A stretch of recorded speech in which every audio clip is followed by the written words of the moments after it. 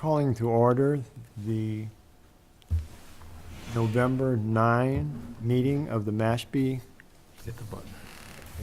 Conservation Commission. Is there anyone in the audience who has an item not on the agenda which they'd like to bring to the attention of the commission? Drew?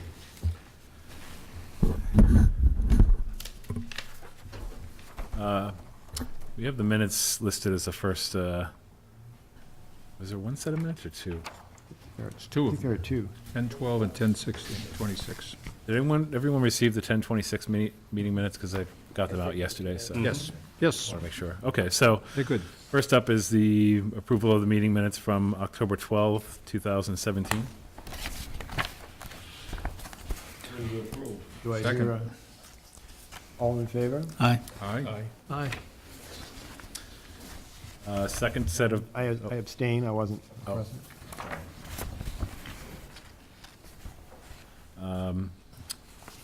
second set of minutes is October 26th, 2017. Move to approve. Second.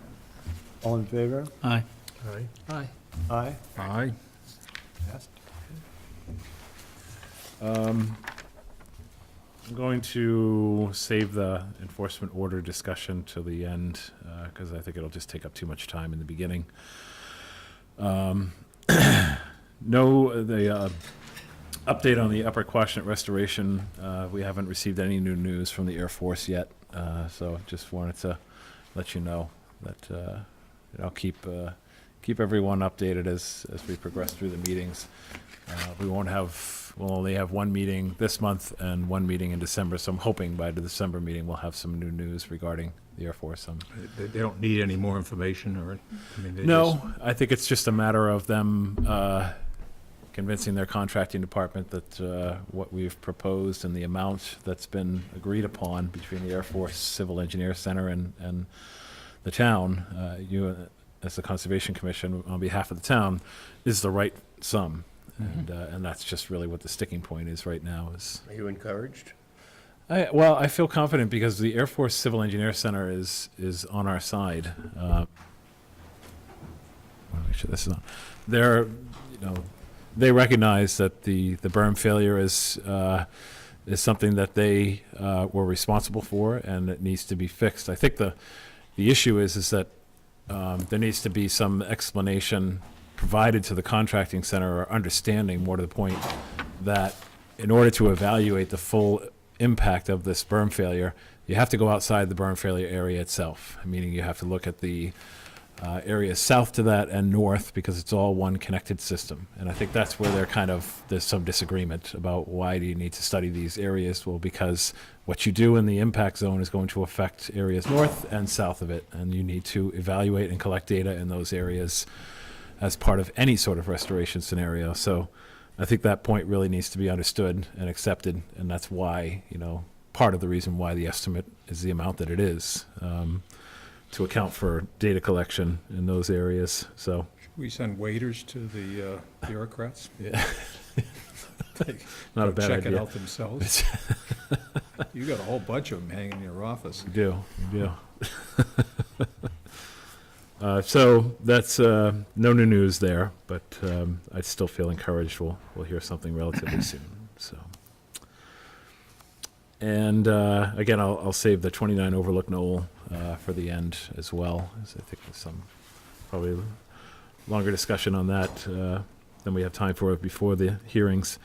And lastly, I attended a very informative River Herring Network meeting, where I'm part of the River Herring Network. It's a consortium of environmental volunteers and herring wardens from various towns in southeastern Mass and Cape Cod and the islands. And just talking about the overall status of river herring. There were attempts to have them listed on the endangered species list. It didn't happen. And one of the more alarming things that stood out is that the Nemasket River, which I believe is the Middleborough-Taunton herring run, had lower numbers this year than some of the runs on the Cape. And it usually is the highest numbers out of any run in southeastern Mass. The river that actually had the highest numbers this year, and I find this kind of amusing because it has far and away the most development around it, is the Mystic River in Boston. They had over 600,000 herring counts, which is just an estimate, mind you, but probably higher than that, I would imagine. They had the highest numbers, and there is far and away the most development off the Mystic River than any of the other rivers in southeastern Mass. So go figure. You really can't tell just, how the herring run or where they're going to go. But the other discussion point was there is a group that's trying to get something going for restricting the offshore trawling and bycatch impact to river herring, which is, in my opinion, is one of the most serious impacts to river herring numbers. Is these offshore trawlers that catch a specific species, but they also catch a number of other species that are unintended. And that's called bycatch, and I think that's having a serious impact on herring numbers.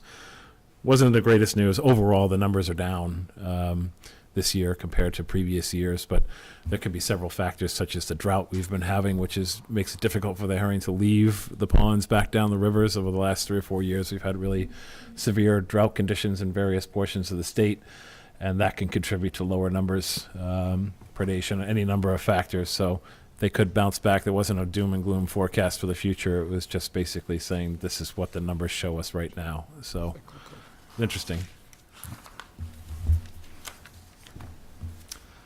And that's all the pre-agenda hearing Okay. items for now. Opening the hearing, 6 o'clock hearing for the Save Pompanesett Bay Incorporated, Zero Rear Waiting Place Road. The applicant has requested that we continue this hearing until 6 o'clock on December 14th. Is there any discussion? No, Do I have a motion? Motion to continue. move to continue to 12:14. Second? All in favor? Aye. Aye. Aye? Aye. Passes. Opening the 6:03 hearing. 391 Oak Ridge Avenue, Nominee Trust, 401 Monomoskoye Road. To amend an order of conditions, 432531, to include an attached garage, to shift the location of the dwelling, and landscape hardscape improvements. This is an AOOC.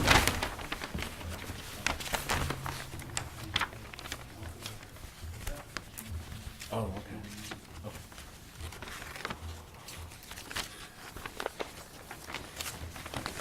Thank you, Mr. Chairman, members of the commission. My name is Michael Borselli from the firm of Falmouth Engineering, and I represent the applicant along with Teresa Sprague from Blue Flax Design, who is with me tonight.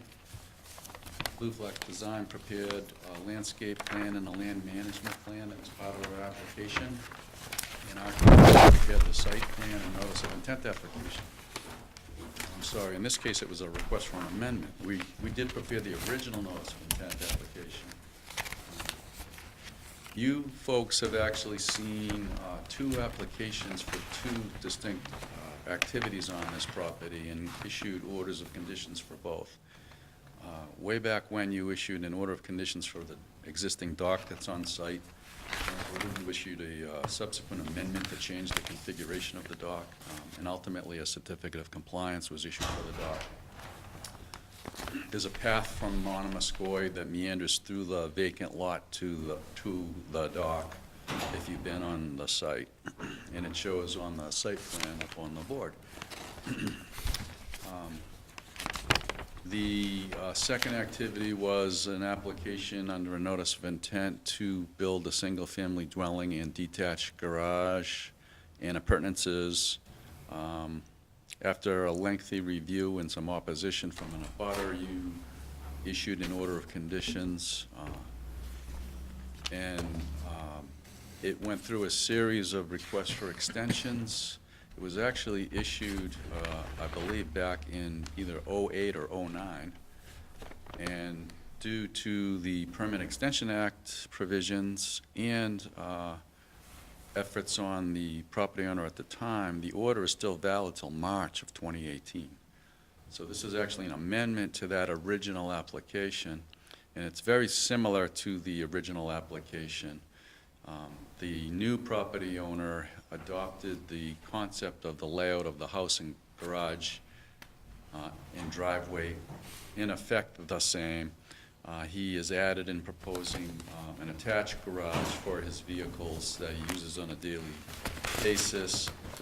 The detached garage is for other vehicles, antique vehicles that he owns. So the project is effectively the same. We have made an adjustment by shifting the primary dwelling slightly closer to the waters of Little River. Little River is to the west of the property, or on the left side of the plan. And Drew, could you go back to that aerial photo just Yeah. briefly? The subject lot, you can see circled in green, is surrounded by development on all sides. This is a fully developed peninsula Monomoskoye, and across Little River is additional development. So this is one of the last remaining vacant lots, or one without a house on it. Can we go back to the site plan now? Thank you. So the original proposal had the house shifted slightly further away from the water. We've proposed to move it slightly closer to the water and the salt marsh, but still meeting the minimum buffer of 50 feet from salt marsh. Salt marsh is the wetland resource in question that is most landward and most restrictive on the site. That, in addition to land subject to coastal storm flowage, the entire lot is in an AE zone. There happens to be a boundary between AE 12 and 13 that cuts right through the middle of the lot. It's that blue line that runs through the actual proposed house. So the house has been designed to meet FEMA standards for the higher of those two, elevation AE 13. So that requirement means the first floor has to be elevated 1 foot above 13 or 14. So the architectural plans are being developed by GM Petro and Associates, and they've designed it such that there will be, in effect, an at-grade, or commonly called a walkout, on the water side, and the street side will be slightly elevated to work with the first floor so that it doesn't just stick up out of the ground on all sides. The average existing grade on the site is 6. So disguising the building for aesthetics from the street side was somewhat challenging, but the grading scheme is effectively the same as what you had previously approved. It's with some very minor changes because of the new flood maps. The maps changed in 2014, so we had to react to that. So the concept is to build a single-family dwelling. The septic system is shown in blue on the plans. It meets Title V and the town of Mashpee health requirements. We submitted plans and an application to the health department, and I believe there was a referral back with no comments, effectively, that they didn't have any issues with the proposed design. The lot is inland subject to coastal storm flowage, and there's some provisions for minimizing the percentage of lot that you alter. You're allowed to effectively, well, let me say it another way. You're required to keep in a natural state a minimum of 30% of the lot. This project has been designed and calculated out so that 34% is still in a natural state. The woodland on the site is pretty typical of this area. It's a lot of scrub, oak and pine, not significant caliper size.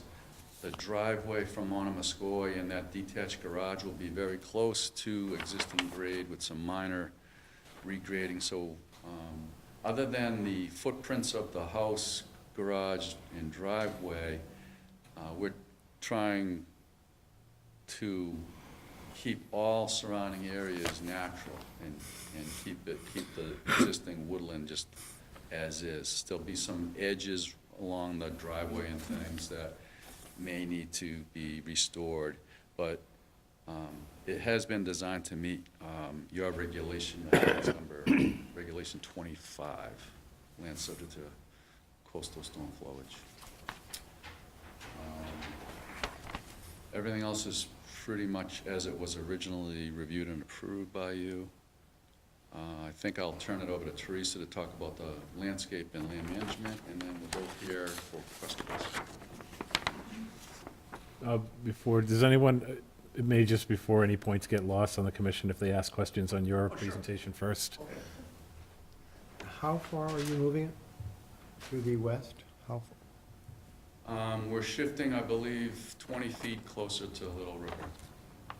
I think the original plan had the limit of work 70 feet from the salt marsh, and this plan has it 50 feet from the salt marsh. And what drives that move, other than you said that the floodplain compliance does not drive this?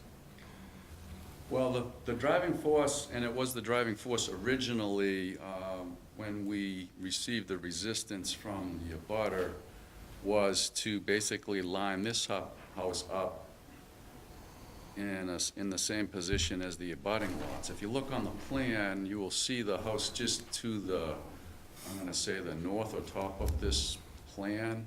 The outline of the house is on there, you can see it, it says existing house. And on the south side or bottom of the page, you can see the side of that house. And that aerial photo that was, if we could go back to that for a minute, shows that all the houses are pushed up close to make, take advantage of the benefit of being near the water for view. And the primary view is downriver or to the left as you look out at the water. In the original application, the location was such that you couldn't really see effectively by the house that's to the left to make benefit of that view. So this is basically a plan to be consistent with all the other houses. In fact, it's not even pushed as close to the water as the two abutting. It's still back slightly, but it allows them to see and have a view of the water that's similar to all the other houses.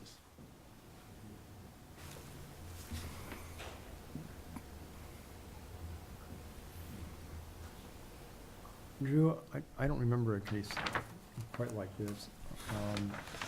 Can you clarify what what the rule is for the setbacks on an empty lot like this? In this situation? Sure. It was kind of unusual in that a dock and pier was built, and I think it was understood at the time that a house was forthcoming, so that's why the dock and pier is existing. Typically, you wouldn't be able to build an accessory structure like a dock and pier on a lot that didn't have a house, but the house was forthcoming, so that's why that is the existing condition. So you've got two primary regulations at play. One is setback from salt marsh and preservation of a naturally vegetated buffer strip, that first 50 feet, which they are staying outside of, even with the additional encroachment of the house by 20 feet. Still outside the 50-foot buffer, or right up against it with the landscaping. And then you've got land subject to coastal storm flow, which is regulation 25, which requires, depending on the overall square footage of the lot, it dictates a certain percentage to remain in a naturally vegetated state. In this case, it's 30%, which, as you see the proposal here, and you'll hear more in the landscape plan, that is also met. So from performance standard, land subject to coastal storm flow, and regulation 29, which is naturally vegetated buffer zones and buffer strips, it meets both the performance standards for those regulations. Are there any requirements for the 100-foot offset? There are, when it comes to development within the 50 to 100, it's a 1-to-1 mitigation ratio. So, as you know, we have the chart that dictates the 0 to 50, and it becomes more and more mitigation when you get inside that 50-foot. Any development within the 50 to 100, is a 1-to-1 ratio, and according to that chart. So it's not clear that any mitigation was originally required on this order of conditions. No, but there is some mitigation consideration with that 20-foot bump out. That's what I'm wondering yeah. about. Right. So are you proposing some type of mitigation? Yeah, and I'll let Teresa speak to that, but I'd like to speak. This is just they'll get to the landscape. I just didn't want too much time to go by without questions on what Mike just presented. One other thing, I was reading the regulation that as though it assumed that the buffer was already altered, like you were redeveloping. It's, if you have an unaltered buffer or a woodland other than the path to the dock, and your minimum buffer is 50 feet, and you're proposing something new on a wooded lot, there is no opportunity to really do a ratio of mitigation for square footage because there's no place to put it. So, unlike if we were, like, for instance, on another lot, going to propose an addition, and the lot was developed prior to these new rules, or newer rules, at a time when these weren't in existence, then your regulation allows you to reestablish those buffers where they're most important by the salt marsh, for instance, at those ratios, depending on how close you are to the wetland resource. This buffer, other than the invasives, is already basically there, so there's nothing to capture or get at. Now, there's improvements that can be made, and unless there's other questions for me, I would turn it over to Teresa so she can go through that. I did have just one point of clarification. The two-car garage that's being proposed, that's going over an area that was previously approved as part of the driveway footprint, is that correct? Yes, I meant to make Just that point. Just to clarify, that was already approved to be part of the, what do you call The it? turnaround, Scope of work in the original application. Was that an impervious driveway? Gravel or shell? Shells. Yeah, it's Gravel or pervious. shells. So I know the garage is obviously an impervious structure, but as far as lot coverage, it still meets the land subject to coastal storm flow, 30%. Okay, let's switch gears.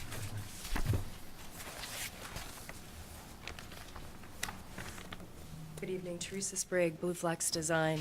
I'm just going to kind of walk through existing conditions on the site and then talk a little bit about what we're proposing to do and the goals and objectives for the project and how they meet, or we feel they meet the mitigation requirements. So as Mike pointed out, the property comprises a well-canopied oak pitch pine plant community. Additional canopy on site includes sassafras, eastern red cedar, black cherry, white pine. Understory, a little bit thinner, consists mainly of bayberry, chokeberry.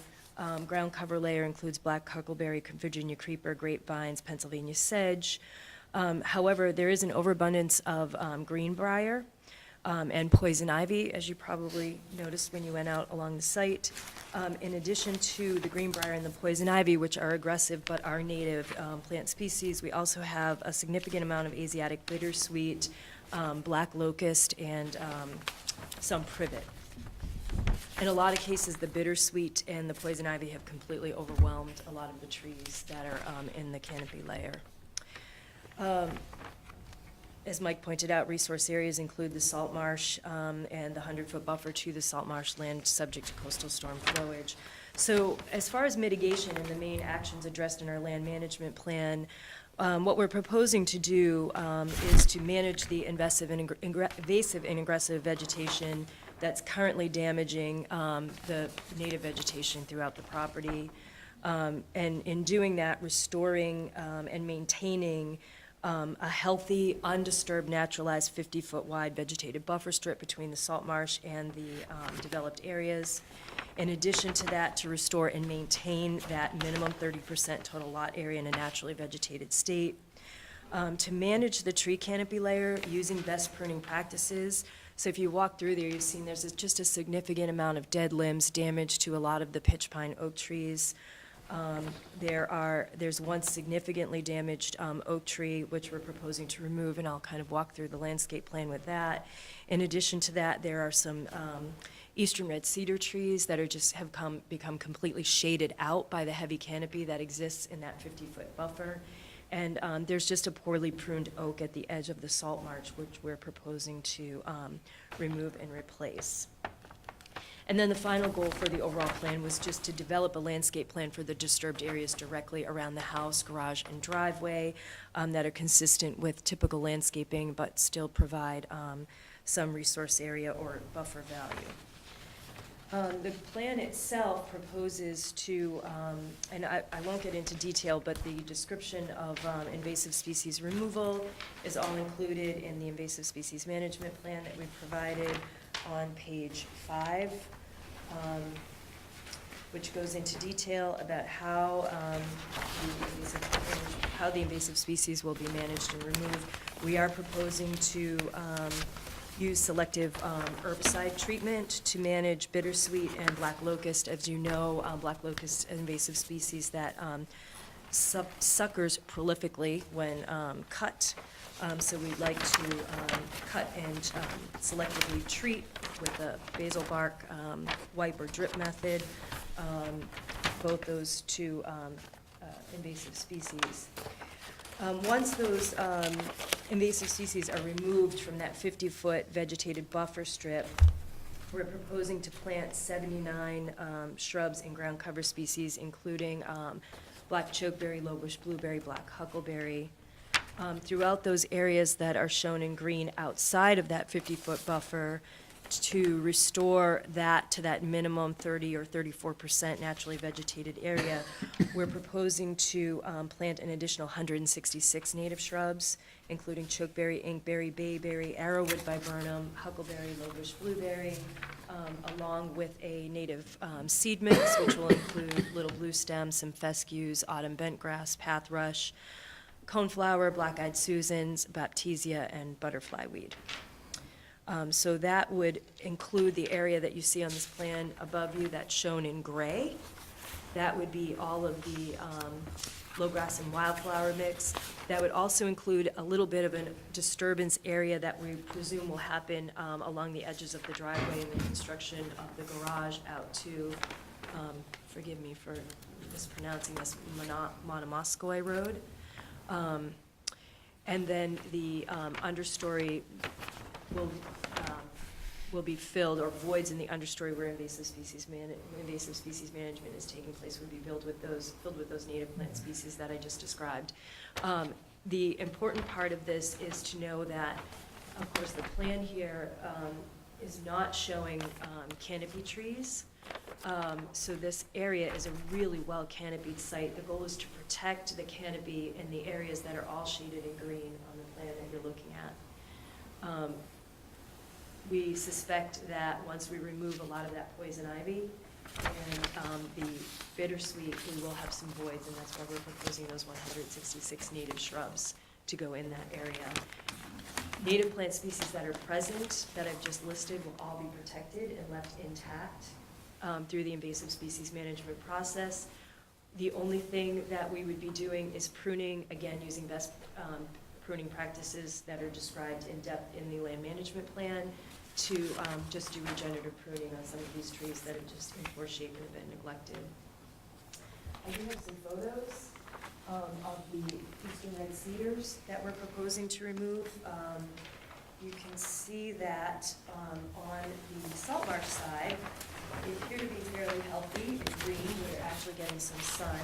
But eastern red cedars, which require a significant amount of sun, are not doing well in the really shaded canopy that we have on this site with the oak and pitch pine canopy. And this is an example, circled in red, of the condition of the eastern red cedar on the house side. So you can see that if you're standing on the dock at the edge of the marsh looking back in, you'll see some green, but the rest of that tree is completely dead. So if I could pass that photo around. Thank you. We are proposing to replant trees in that 50-foot buffer to mitigate for the removal of the eastern red cedar. namely American holly, Ilex opaca, which is another evergreen tree but is very shade tolerant. There is some ilex on that site right now, and we believe the Ilex opaca will do well with the existing canopy in the shade of the existing canopy. We also feel that by thinning and pruning some of the dead limbs and just doing some good regenerative pruning will also allow a little bit more light into that understory and ground cover layer, and we'll be able to get a more diverse ground cover layer established in the area. So with that, I'm happy to answer any questions about the proposed land management and landscape plan. Oh, I should add one thing. We are also proposing, as part of the landscape feature, we are proposing to install a 22-inch high dry stacked stone wall right along the edge of the 50-foot buffer. And the purpose of that is really to delineate that naturalized vegetated area that's supposed to remain untouched from the areas around the house that will be used. We are also proposing a dry-laid stone patio below the deck, which will allow access to the walkout basement that Mike described.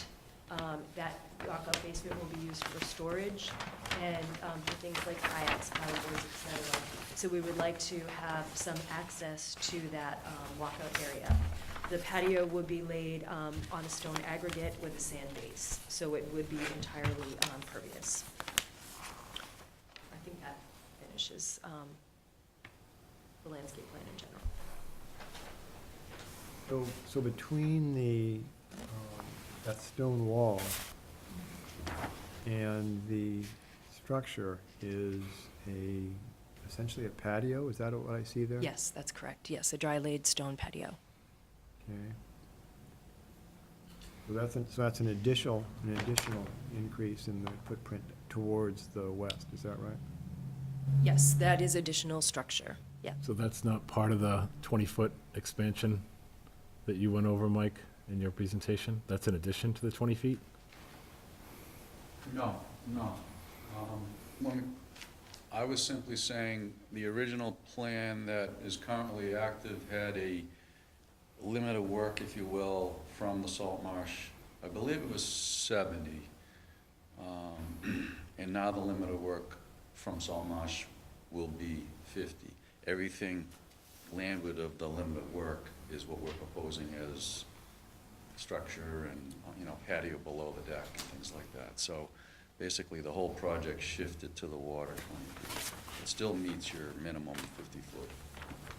Well, let me see if I understand. You moved everything, that is, like the deck, the house, and the limited work have all moved 20 feet? Yes. What's gonna happen to the property between the deck and patio below to the limit of work? What's gonna happen there when you complete? Is that gonna be lawn, or is that gonna be bark mulch? I don't Looks like see it's- that it called out here. Maybe I'm missing it. Between the deck and the, Between the disturbance, It's a patio. Patio. that'll be patio. That's That'll patio. be the dry laid, permeable. okay, I got the wrong.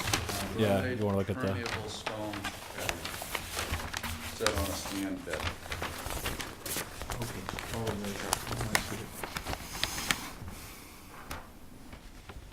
But the patio does not count towards the coverage. Not for lot coverage by structures, and it is accounted for obviously in the overall percent of alteration, so that we're both still not altering less than 30% of the lot. We're altering 34%. So if I understand you correctly, you understand that there is 20 feet worth of mitigation in terms of the change. I mean, we aren't going to address why the original plans were passed, of course, back in 2007, was it? But that 20 feet, it seems to me, we do want to see mitigation for that. And what you're offering up is a qualitative mitigation. You aren't using the usual formula. So you're asking us to rule that that's equivalent to what would normally be required. Is that correct? Well, that characterizes it somewhat, but it also pointing out that the concept of mitigation is to provide some trade-off, if you will, for activities that you're performing when that buffer has already been degraded in some way because it was allowed and in existence prior to you promulgating rules that required the 50-foot minimum undisturbed buffer. We have, other than the invasive plant material, the buffer from salt marsh to our activities currently today is natural or altered with invasive. So that's your minimum, and your mitigation formulas, in my reading, are triggered when you're in a buffer that has been altered, and there's places where we can enhance the buffer as a trade-off, if you will, or to mitigate for the structure that's being proposed. That was our concept, and we looked. So it's as though you want to do work less than 50 feet because it was already altered. For instance, a house that was approved years ago that was less than 50 feet from the salt marsh, you want to do some improvement or tear down, rebuild, and you're making changes now, you have to mitigate for that. That was our understanding of the rule. And just to also speak to that too, the purpose of mitigation is to actually lessen or potential adverse impact. And I would argue that here, there's an opportunity to enhance the integrity of the resource area by doing the work that we're proposing. So by removing the invasive species, planting over 200 native species in the area, you're saying it's qualitative versus quantitative, and I completely understand exactly what you're saying. So yes, as Mike's pointed out, with the new construction, there may not be that square footage, but we do have a significant improvement to the resource area that we're proposing with the work that Mr. and Mrs. Roach are proposing to undertake in here, which is really a significant improvement to the resource area. What will end up happening is if the house were not built, or this invasive species management wasn't undertaken, the Asiatic bittersweet, the greenbrier, and the black locust would just continue to colonize the area, would outcompete the native plant species that are currently existing, and then we just have a more degraded lot. So I think that in being good stewards, managing the invasive plant species, removing and then restoring that native plant community, maintaining that 50-foot buffer in a completely naturalized state, and then literally there's no lawn around this house. There's no, the only other structure that's going to allow for access and circulation is the proposed patio that's going to allow them to access their walkout for storage. Directly around the rest of the house, we're proposing native shrubs, native plant community in the ground cover layer, and then that whole portion that's not developed between the road and the house and garage will all be left in a wooded state. Just to, maybe this will help to clarify, when it comes to that 50 to 100 foot, I agree with Mike and his assessment of what the mitigation chart is set up for. It's really for areas where there is no buffer strip and get something established where none exists. But Regulation 29 also does give the commission the opportunity to require, and I'm directly quoting, more than 50 feet where conditions on a lot make such possible. So you can increase the buffer strip if you wish, if you believe that the lot size warrants that without diminishing its ability to be developed. So just to clarify that. But I do agree that the mitigation chart is really, if there's an existing 50-foot buffer, which is the minimum, then I haven't really seen the commission harp on mitigation from the 50 to 100. Sure. It's, but it's still your discretion. And we have seen other cases where it just wasn't possible to mitigate. Exactly, right. And in the usual way. Right. And I don't believe we've ever felt constrained to simply going with that square Right. footage. It becomes a judgment call. Right. And that's something that we need to do. Yeah. How do you feel about the mitigation plan that she has suggested? I have a couple of concerns. The first thing that stands out is just outside of what's proposed in the buffer strip is that when you look at the 50-foot setback line, that red dashed line on the landscape plan, and then you look at the delineation line of salt marsh, they don't jive. They don't follow the same contour, so that needs to be addressed first and foremost to make sure that that 50-foot setback is accurately reflecting the delineation of salt marsh. The other issue that I have is that any activities that are taking place in this buffer zone should fall under a permit request for vista pruning, and there is no vista pruning request here. So, and vista pruning could very well address the removal of trees that, whether they're dead, with the understanding that in the guidelines for naturally vegetated buffer strips, standing dead wood actually has environmental benefit for wildlife habitat. I didn't see any of the trees marked. It was obvious with the cedar that it's in rough shape and it's being shaded out, but I didn't see any other trees flagged, so it was difficult to see which ones in the buffer strip are proposed to be removed. But the oak that's proposed to be removed because of bad pruning practices, this lot was never developed, so I don't know how it was pruned, but that wouldn't be allowed under vista pruning, so I don't recommend the removal of that oak. It may not look aesthetically pleasing, but I don't see any just cause for its removal. As far as the invasive species management part of it, I'm all in favor of it, taking care of Asiatic bittersweet and black locust, anything that's going to adversely affect the existing vegetation in there, I have no issue with. But considering that the buffer strip, any manipulation of vegetation within a buffer strip really should coincide with a vista pruning permit so there can be a defined corridor, and anything outside of that corridor, with the exception of invasive species management, is to be left alone. So that's my recommendation, is to, if they want to have any kind of manipulation, that you could authorize as part of this application, allow for the invasive species treatment, but anything that's proposed to be cut, I think that needs to come forward in a vista pruning permit with a defined corridor based on the frontage of the lot. And nothing should be cut that's proposed as it currently stands until that vista pruning request comes forward. And again, the salt marsh delineation and 50-foot setback contour lines are different. So that needs to be addressed as well. Mr. Chairman, I just want a clarification from Drew on that last comment, because I got your message and I called back.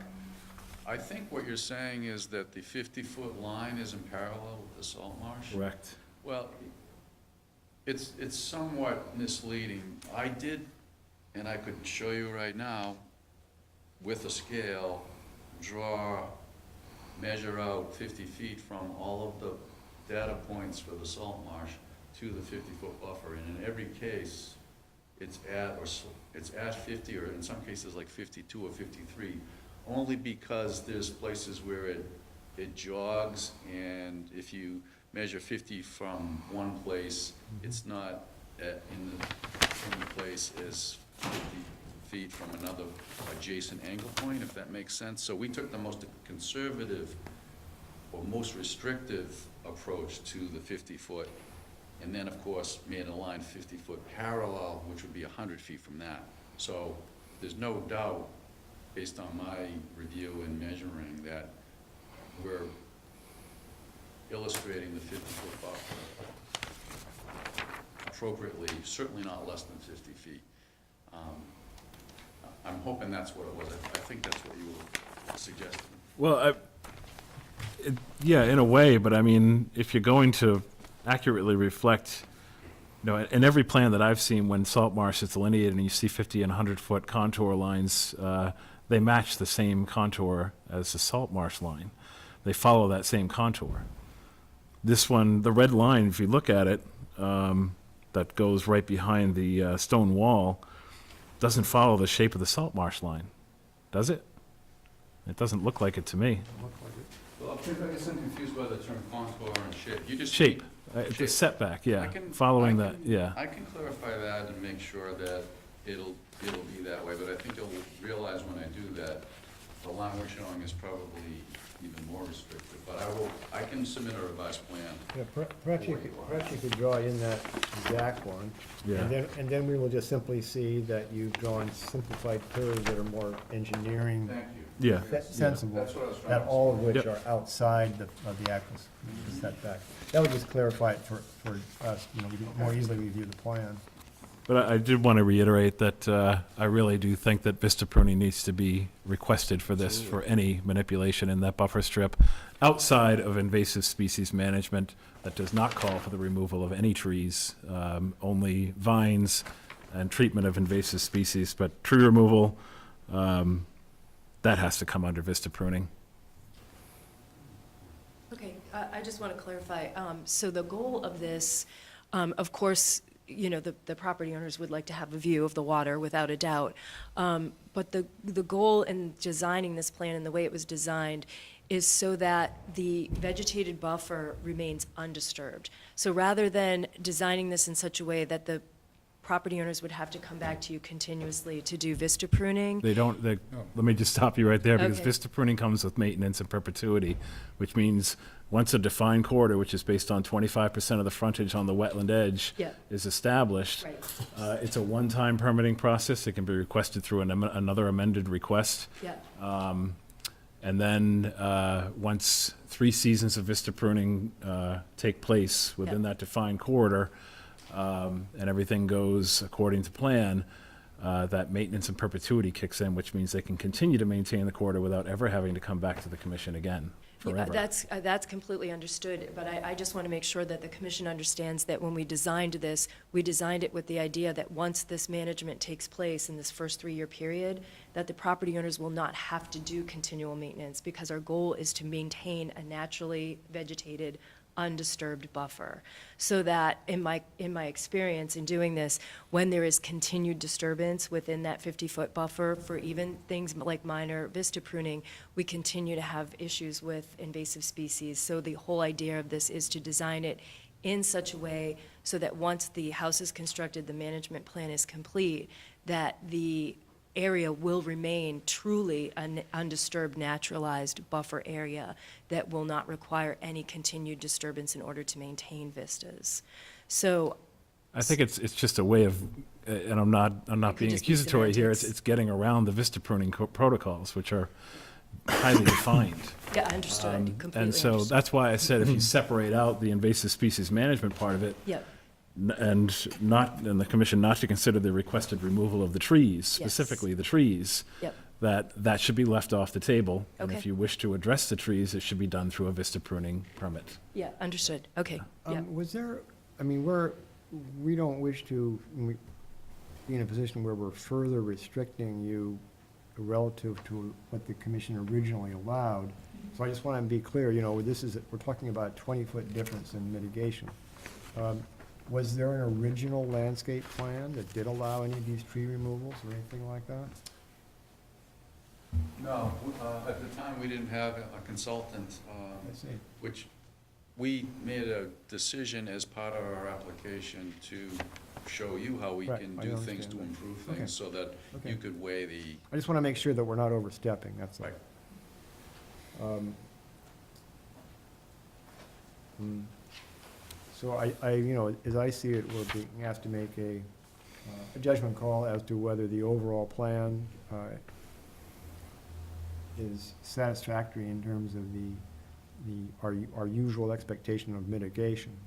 Now, there have been situations where we have accepted mitigation that wasn't actually on the property. There was in one case, we were talking about seeding the area with shellfish just nearby, for example. So certainly, we're open to the idea of considering something like you're suggesting as mitigation. We just need to, I think, discuss this a little bit and use input in some detail.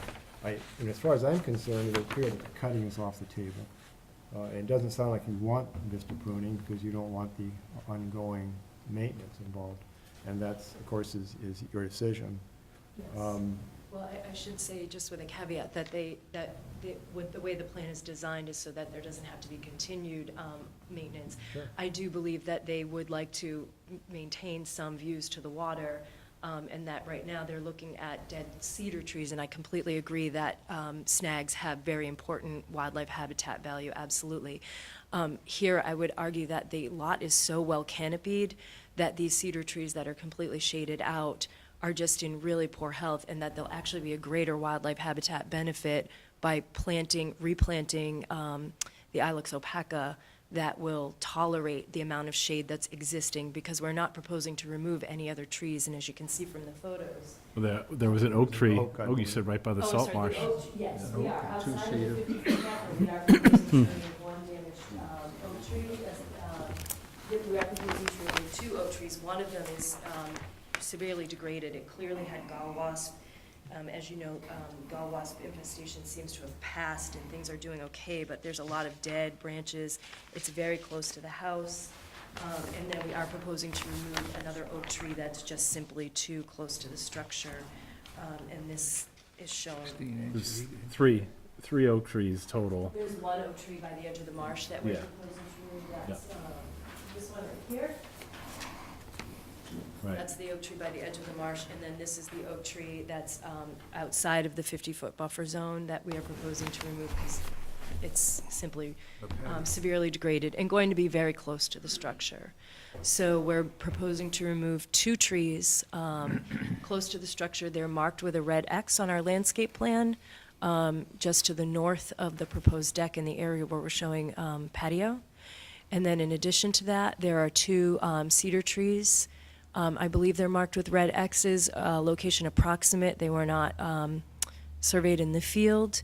And then there's the one oak tree at the edge of the marsh.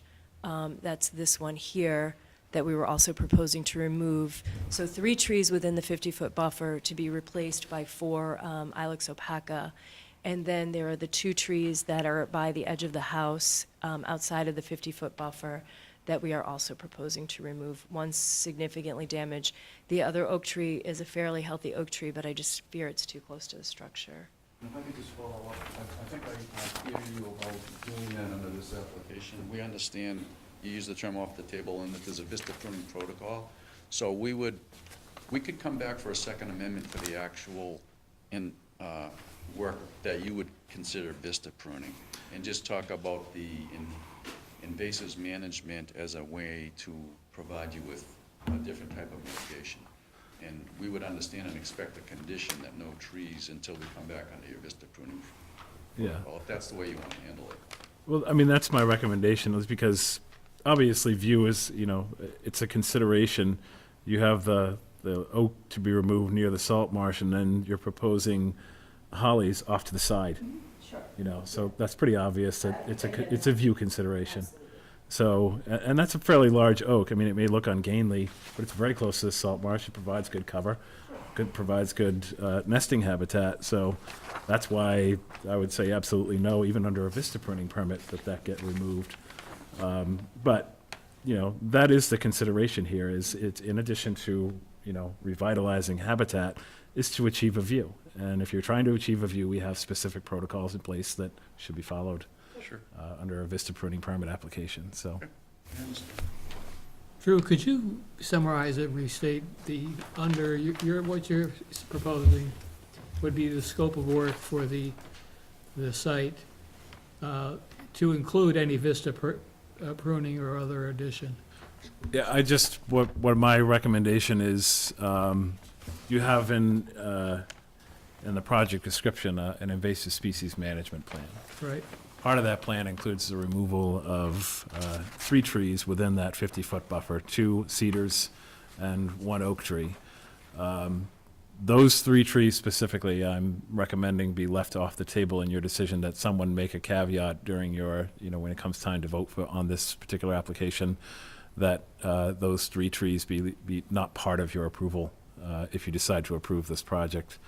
And that you recommend that they come back with a vista pruning application, which goes by the wetland edge from side lot line to side lot line, and 25% of that width is an That's their established option. corridor. I mean, that's not, Yeah, it's an option, but if they want to do any kind of view considerations. So if they wanted the additional They wanted view, they to. wanted to pursue a They're vista not pruning? required to, but if they wanted to do They that, want to. If they wanted to. yes. then would the vista pruning be broad enough to cover all of those 4 trees? It depends on where they want to put the corridor. I don't think it's going to be wide enough to include all 3 because they're fairly well spaced out. That's my So, issue. right. But like I had said, the oak tree that they have slated for removal near the salt marsh, I don't see any reason for that removal at all. Okay, Even so even that's- if they were to come back for a vista pruning permit, my recommendation would still be to leave it, with the understanding that if a corridor goes around it, it would be subject to the 30% pruning protocol under vista pruning. It would just fall under that provision. So,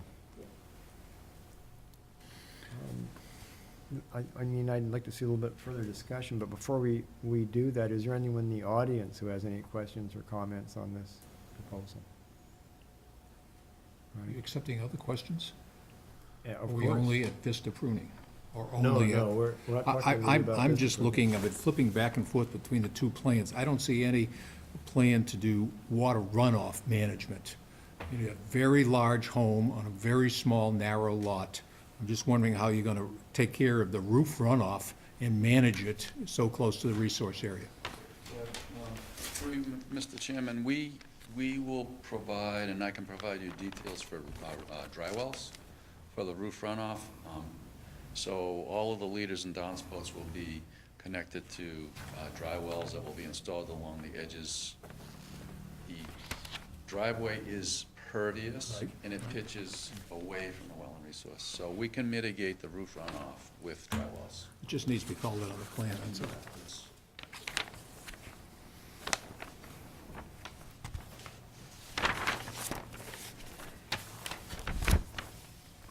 So, Drew, how do you feel I think that. about the degree of mitigation being? I think the mitigation is good. I mean, there's an awful lot of understory that's being proposed. Management of invasive species to preserve the buffer or reinvigorate the buffer is great. I think that, what's being proposed in regards to plantings and invasive species management, I don't have a problem with it in exchange for the 20-foot encroachment. I only pointed that out in the naturally vegetated buffer strip regulation, is that you do have the discretion to increase the buffer strip if you wish. I wouldn't use the term mitigation interchangeably with buffer strip because those are 2 kind of separate things. But by virtue of increasing the buffer strip, you're saying that, in exchange for this proposed development, you want a wider buffer strip as long as it doesn't restrict the lot in terms of overall development. That's pretty much how it's worded under the regulation. I don't think that, in my opinion, this 20 feet, as long as the 50-foot is preserved. We've approved many other projects similar to that to preserve that, to allow development, whether it's patio or foundation, right up to that 50-foot line. And that's what they're doing here. That's what they're proposing here.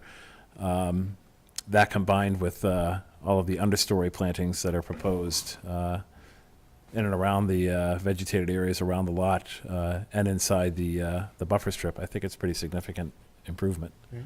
So, It seems to me that what the outcome here would be a lot, which it's very narrow. I mean, the house is covering a big hunk of it.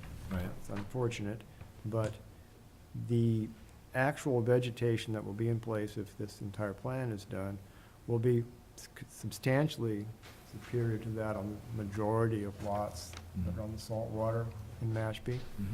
The fact that you are intending to preserve the character of the lot to the extent possible and to eliminate these invasive species that are a terrible problem in all the heavily developed parts of town. To me, it makes a lot of sense. You're certainly not doing anything that's making this lot as finished to be less well-preserved than any of the other lots in that area. If anything, the reverse is true. You have the same setback approximately as the other homes. I think it's a very good plan, and my inclination is to approve it, with the caveat that the trees should not be removed. The 3 trees. The 2 trees that are trees- closer to the house, I Yeah, mean, remove we those. typically allow that to be Right. done. a very Three common one. choices in the resource area. Abutting the resource area should stay until they can decide what But they other want to than do. that, I don't have a problem with it. I agree. I agree. Anyone have any comments? Are we ready then for, about any of this? So perhaps we're ready for a. Motion? Motion. I would move that we, let's see, this is, we want to approve an amended order with the condition that any removal of vegetation, trees in the abutting area within 15 feet of the resource area be not allowed at this time. I would say, if I could just clarify, I think 50 feet. You said 15. Oh, I'm sorry, did I? I 50. meant to say 50. And There were I- a couple of modifications to the plan you might want to mention also. Okay, do so. Just to reiterate what my recommendation was to, and again, it's your discretion, is to allow part of the proposal for invasive species management, the vines and the black locust and some of the other things that are, destroying the vegetation in that area. I would recommend that be approved. The distinction is the 3 trees, specifically 3 trees within the naturally vegetated buffer strip, are to remain at this point, unless they wish to come forward with an amendment for vista pruning. Yes, and of course, there were those minor changes to the plan that you would see before you actually issue. Is that the sense of the amendment the motion you? Yes, exactly. Second? Second? All in favor? Aye. Aye. Aye.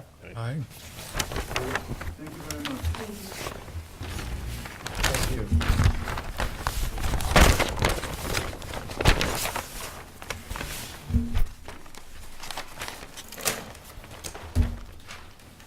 Opening the 6:06 hearing. This is for Leonardo J. and Maria Elisa Caruso, trustees. The property at 43 Little Neck Lane. This is a proposed vista corridor and installation of landscape, hardscape improvements, a well, and a shed. It's a NOI.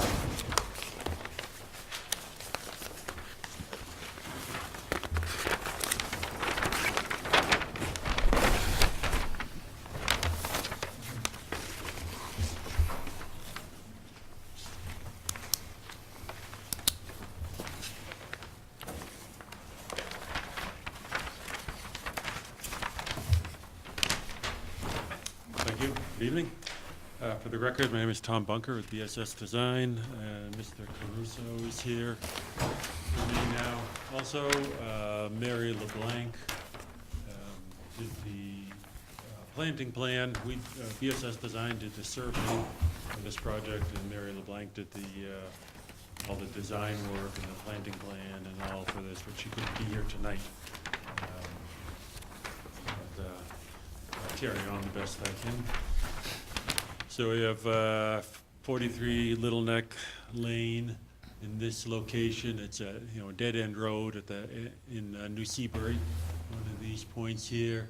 This I'm not sure what geometric shape that is, but this it's not a trapezoid. But this is the lot right here. There's an existing house here. As you can see, there's not a large turnaround of the road.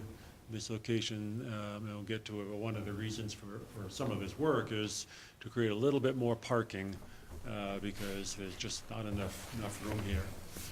So Aquay Bay is on this side where the lot fronts on Aquay Bay, and there's a pier, ramp and float, salt marsh through this area.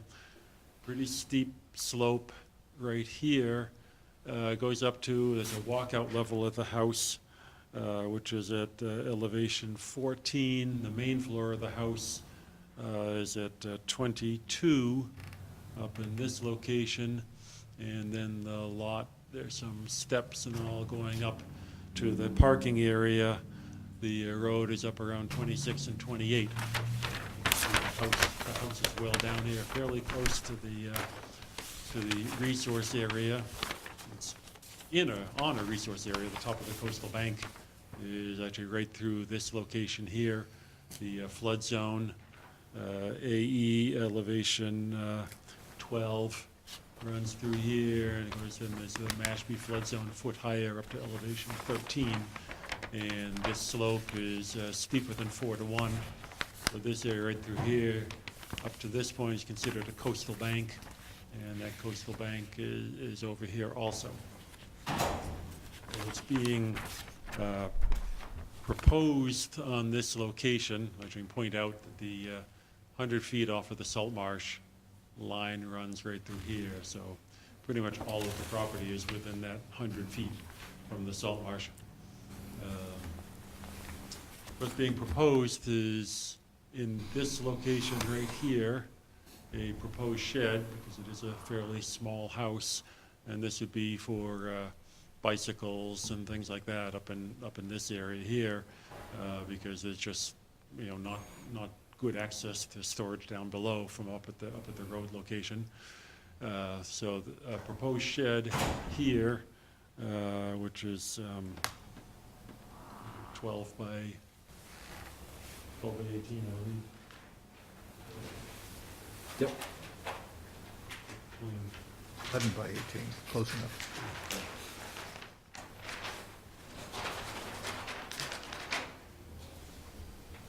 11 by 18 is what it says on the side note. Yeah, 11 by 18, 11 by 18 shed, and the trash can bin just across the front of the shed, also right there.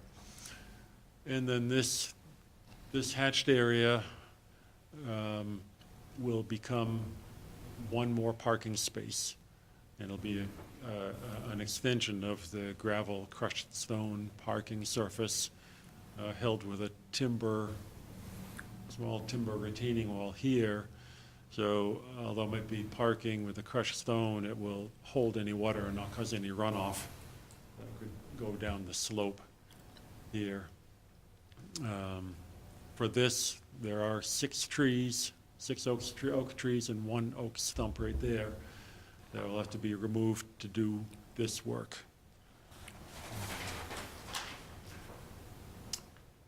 At the,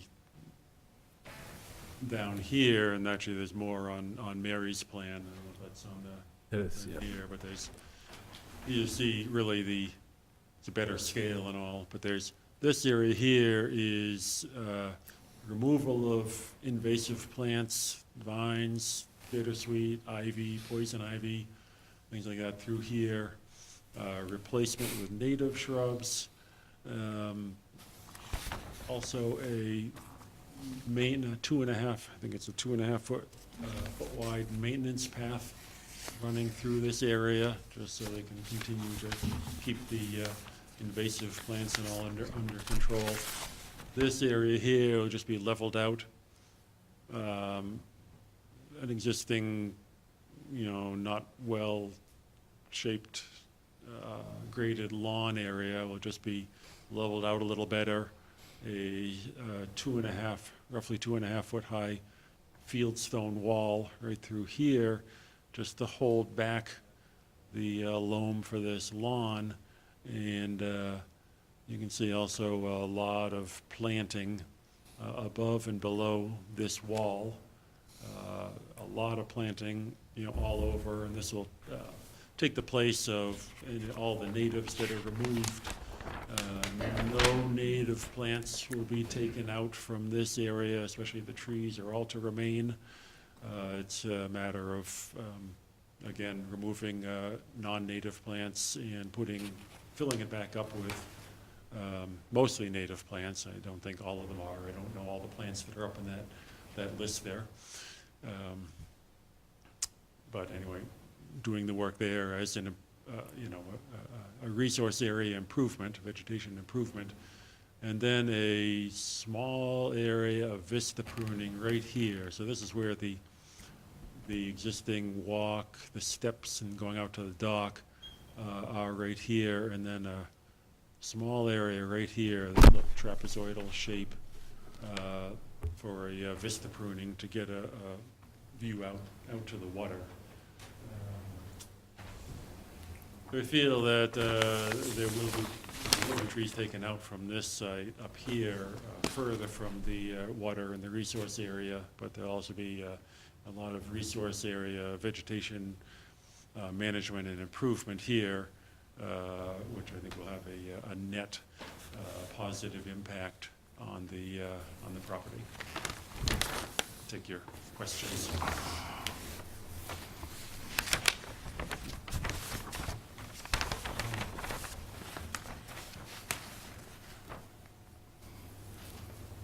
I think I somehow missed discussion of the Vista corridor. Right. I don't get that Um, either.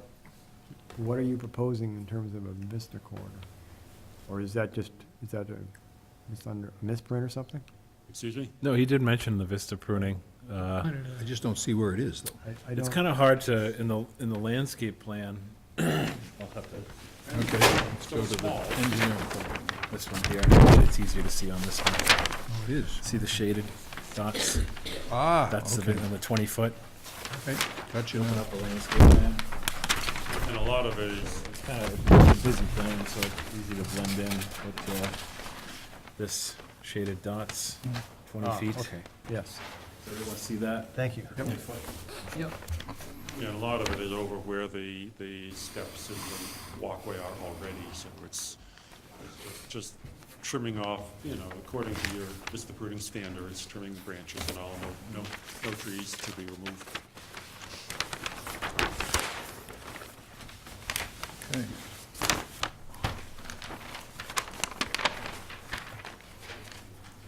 So your description of the project describes the vista pruning aspect as warranting a width that is less than might be proportional to other lots? When I wrote this, Mary wasn't available she explained to me later, Mary had talked with Drew about how this was calculated at the time that I wrote the narrative. I wasn't privy to those discussions, so I'm not, I can offer Drew some could explain that. background.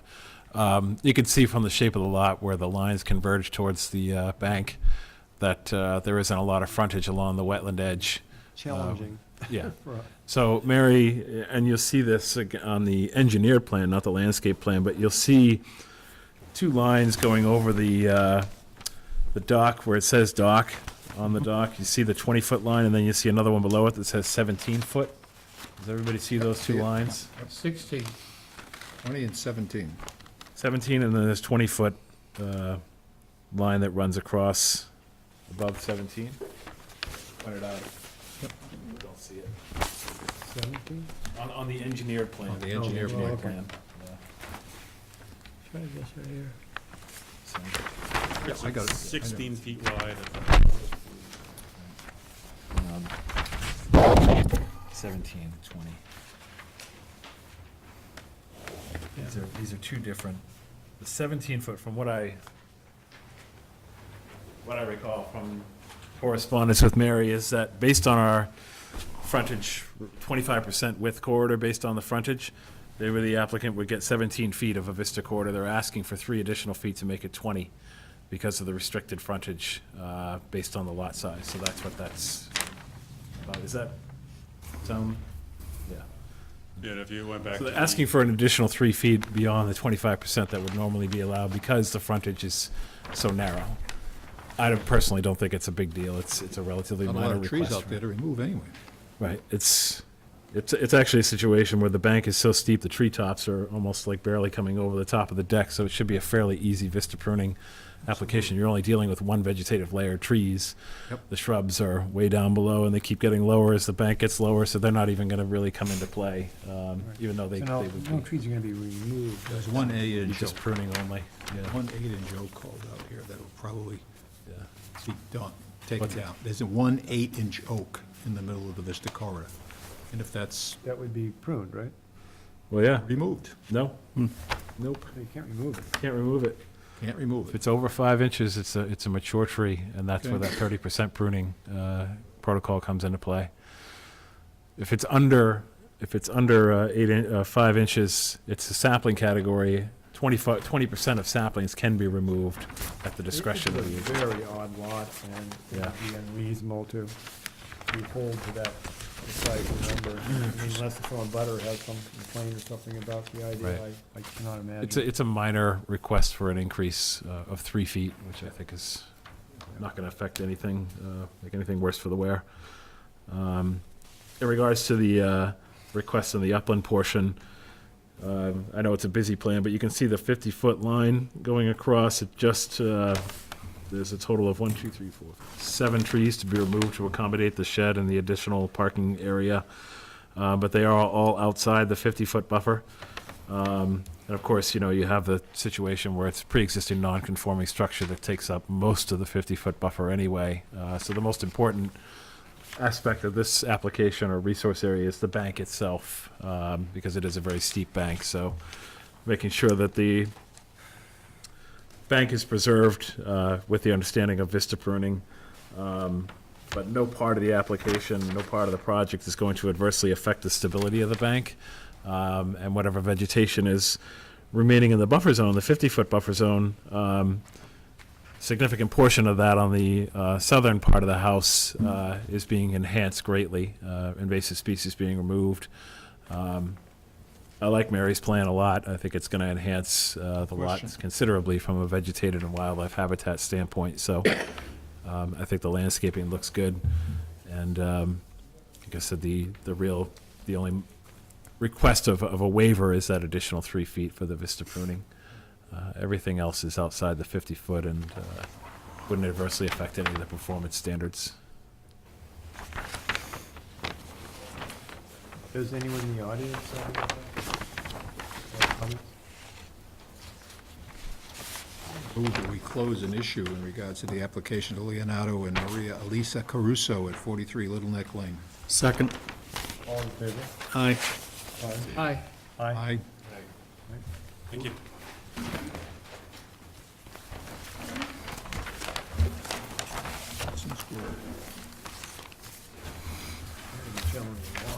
Sure is.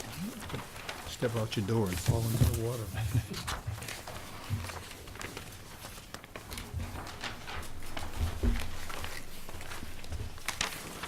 Opening the 6:09 hearing for John P. Pike and Ellis Smith. Trustees, the property at 39 Wilson's Grove. This is the proposed demolition and reconstruction of a single-family dwelling. It is an NOI.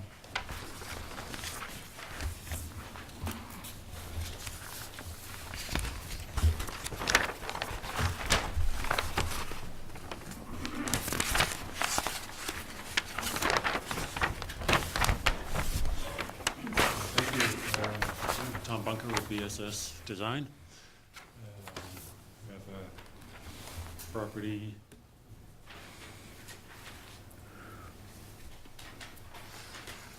here at the end of Wilson's Grove, the seaward end of Wilson's Grove on the south side of the grove, right in this location here. One of the old houses along in the Papaneset area. Immediately adjacent to the shoreline. There is a velocity zone along the shore, the velocity zone, Nantucket Sound. Velocity zone comes in through here, covers the entire lot, and after that, it's down to the zone, flood zone AE, elevation 13. So we have a house in this location. There'll be a referral from the health department. We were here before you, and had 2 or 3 weeks ago, and had the septic system upgrade, and the Board of Health has approved that upgrade. And so now we are back with the house, the existing, or the upgraded septic system is in this location here, the same as on the plan that we filed with an RDA for that septic system. And this is the proposed house. And so if you know, in a velocity zone, the only construction allowed is up on piers, post pilings. and the top of the foundation has to be 2 feet higher than the velocity zone elevation. And so in this case, we have a, the velocity zone is elevation 16, so the top of the piers will be 18, then 1 foot of, the floor structure will be another foot high. So this floor is at elevation 19, and the ground is at elevation 9. So you can see we need 10 feet of stairs to go up from the ground up to the door. Another problem with this lot, this parcel on the existing house, right here, the existing house is only 1.1 feet from this property line.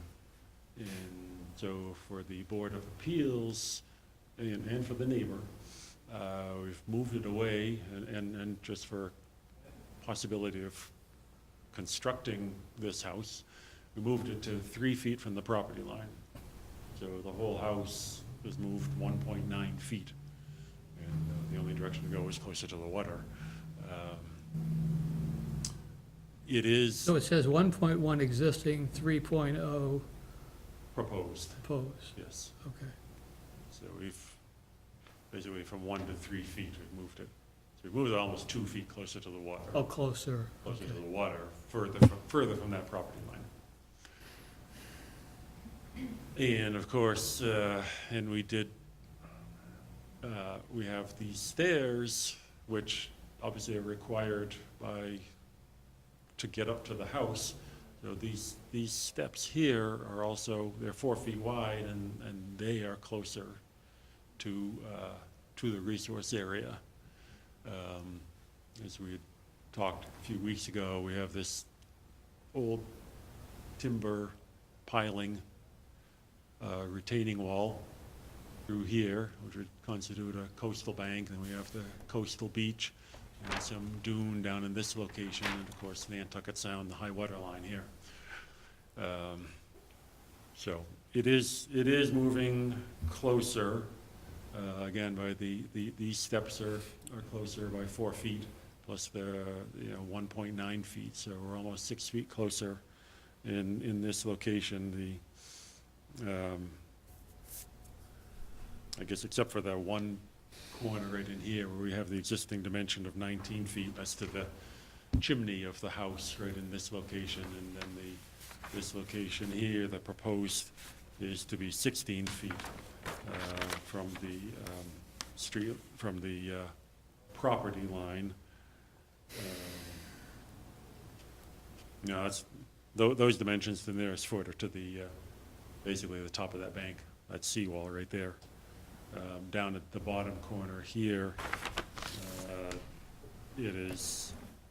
that seawall is inside of the property line. The property line is out here, so there's one dimension out here that's 17 feet to the property line, and the other dimension is 13 feet to the seawall.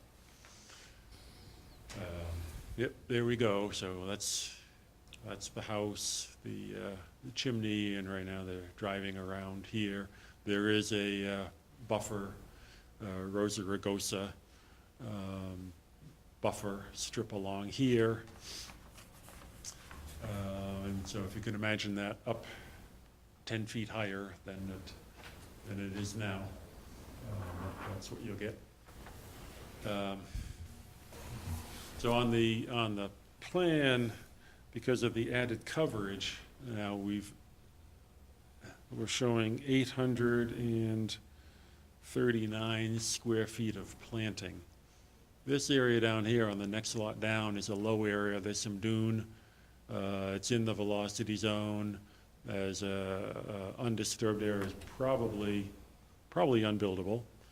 I felt this was the best place to do planting because it would be next to this vegetated area on the next lot over, rather than putting it on here. So environmentally, as far as a buffer planting and a contiguous environment, this would be better. So we have Because we have the septic system here, we'll just basically start with the beach grass, Amorphola, because we can't plant too much over the septic system, but then a row of the beach bayberry through this location here, which will, protect, keep people from walking over the beach grass, and then that should develop one, good contiguous resource buffer in there.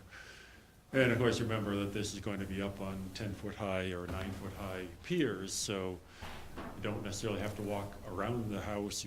People will be able to walk under to get through. And actually, we have a driveway entrance that will just go underneath the house there, because that is basically a full story up. So the egress stairs, the 10-foot stairs, which are on the water side, there are no such stairs on any of the other 3 walls or sides of the foundation? There are no other stairs. So just from the front of the house, access? Well, there's 2. There's one here. There have to be 2 in any residence. There have to be 2 means of egress. So there are 2 sets of stairs, one there and one there. Well, I guess I'm just curious, why would they not be proposed to be on the rear of the house? Can't fit them. On the front. It's only 1.5 feet. Yeah, it's a tight, Well, they're tight lot rear or line. down here. But if you would have room to move the house closer to the ocean, but Yeah. Well, I What think happens it's if you probably, I would think it'd be better as a setback or whatever, to have stairs there rather than the house closer yeah, I to, suppose. Yeah. closer to the water. What would happen if you put the stairs internal to the house? So you go into the garage, with the garage, or under the first floor of the house, because you said 9 or so feet high, and have the stairs rise into the house, to the middle of the house, and keep them away from the resource area. That was, I'd say, up to the architect and the owner. I don't. It does remove some living space, I'm sure, but it Yeah, you'd gets it lose- away that- out of the that- resource area. You lose that, so I don't know, how all these decisions came about. That could be an option for one of them, but there has to be 2. Right. 2 means of egress anyway. And it would be losing a lot of the interior space of putting the stair through there.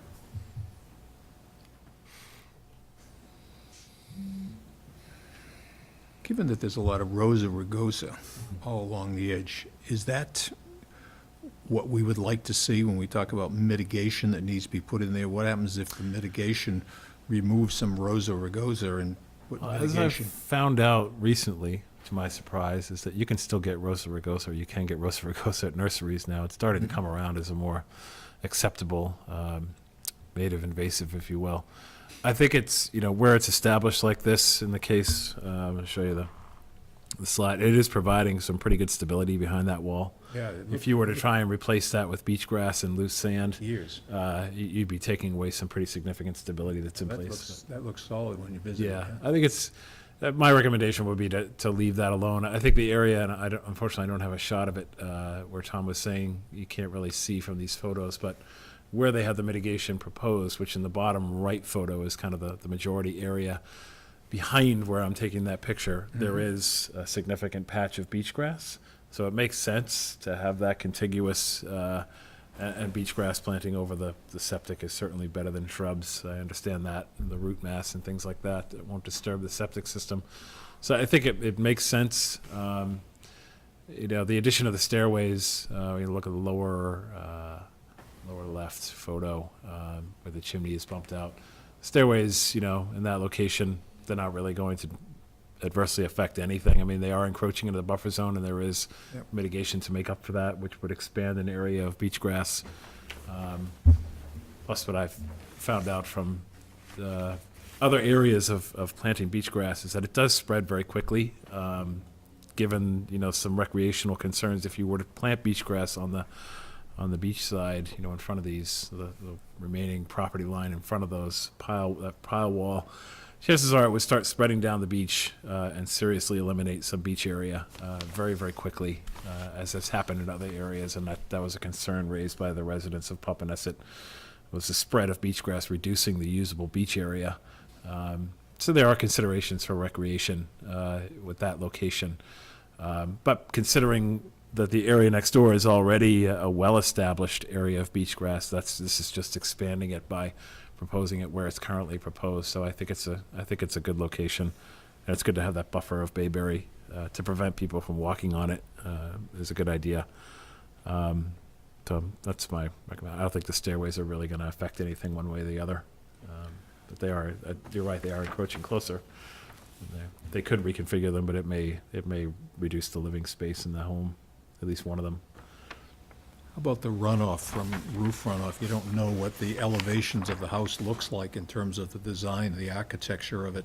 So you don't know which way the roof is pitching. You don't have a lot of room to manage runoff in the, well, away from the resource area, I should say. So the question is, you really need to be calling out some form of capturing the roof runoff on that property. Yes, that's right. Yeah, we can put, we should have put some dry wells in. We can't put them in the back because they can't be within 25 feet of the septic system. Put some certainly toward in the front of the lot and Towards the road. perhaps along the side, but there's room to do that. We'd actually put some underneath because if it's a stone surface underneath the house, Right, that would give dry good wells drainage. underneath it. Is the driveways pervious or impervious? Crushed stone. It is crushed stone. We have a crushed stone. Crushed stone. Okay, I see it there. Good.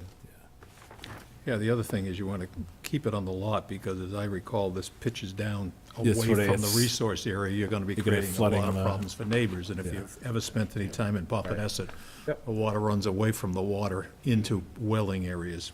Yeah, we have to, It's always a problem. dry wells. Okay, we may have some audience here.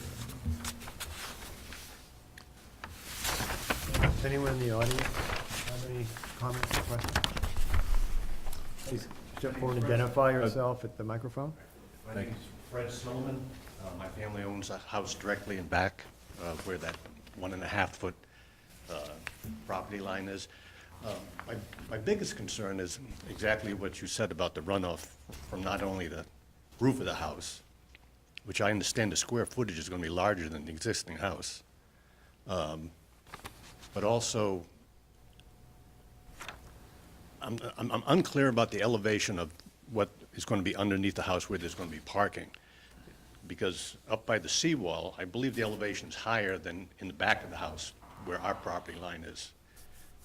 When they build a house, if they level the bottom out underneath the house where the parking is going to be, even though you're moving it a little further away from the property line, you're going to have a very small transition area there from both the front yard and alongside the house into our property, and property even behind us is even lower.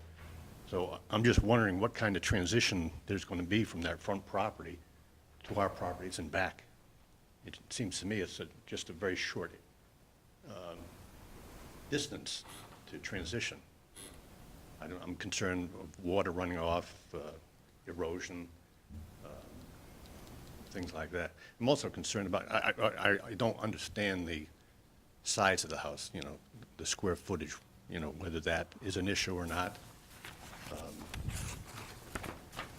The other thing that I just thought of at the meeting here when you were talking about vegetation in the back of the house, all the houses on that street on that side, the backyards are pretty much lined up. And I don't know if this is a consideration or not. I just wanted to let you know. There's always been a view to the water, small as it is, through the whole backyard of that street. I don't know what kind of vegetation you're thinking of. Beach grass shouldn't be an Yeah, impediment okay, to if view. It if should be it's, you know, short. relatively undisturbed, I would think, yeah. It's a pretty low-growing species. It seems to me I looked at the print of the new home. It seems to me that the width of the house is pretty, I think it's the same. It's been moved forward. but the depth of the house going to the lot, it extends past the furthest point of the house right now, which is an outside shower and a deck. Be it that it's going to be 8 feet off the ground, it's still back further than the existing house. So that was just a concern of mine, additional runoff from the roof, taking up more of the property, and that transition, in a short distance.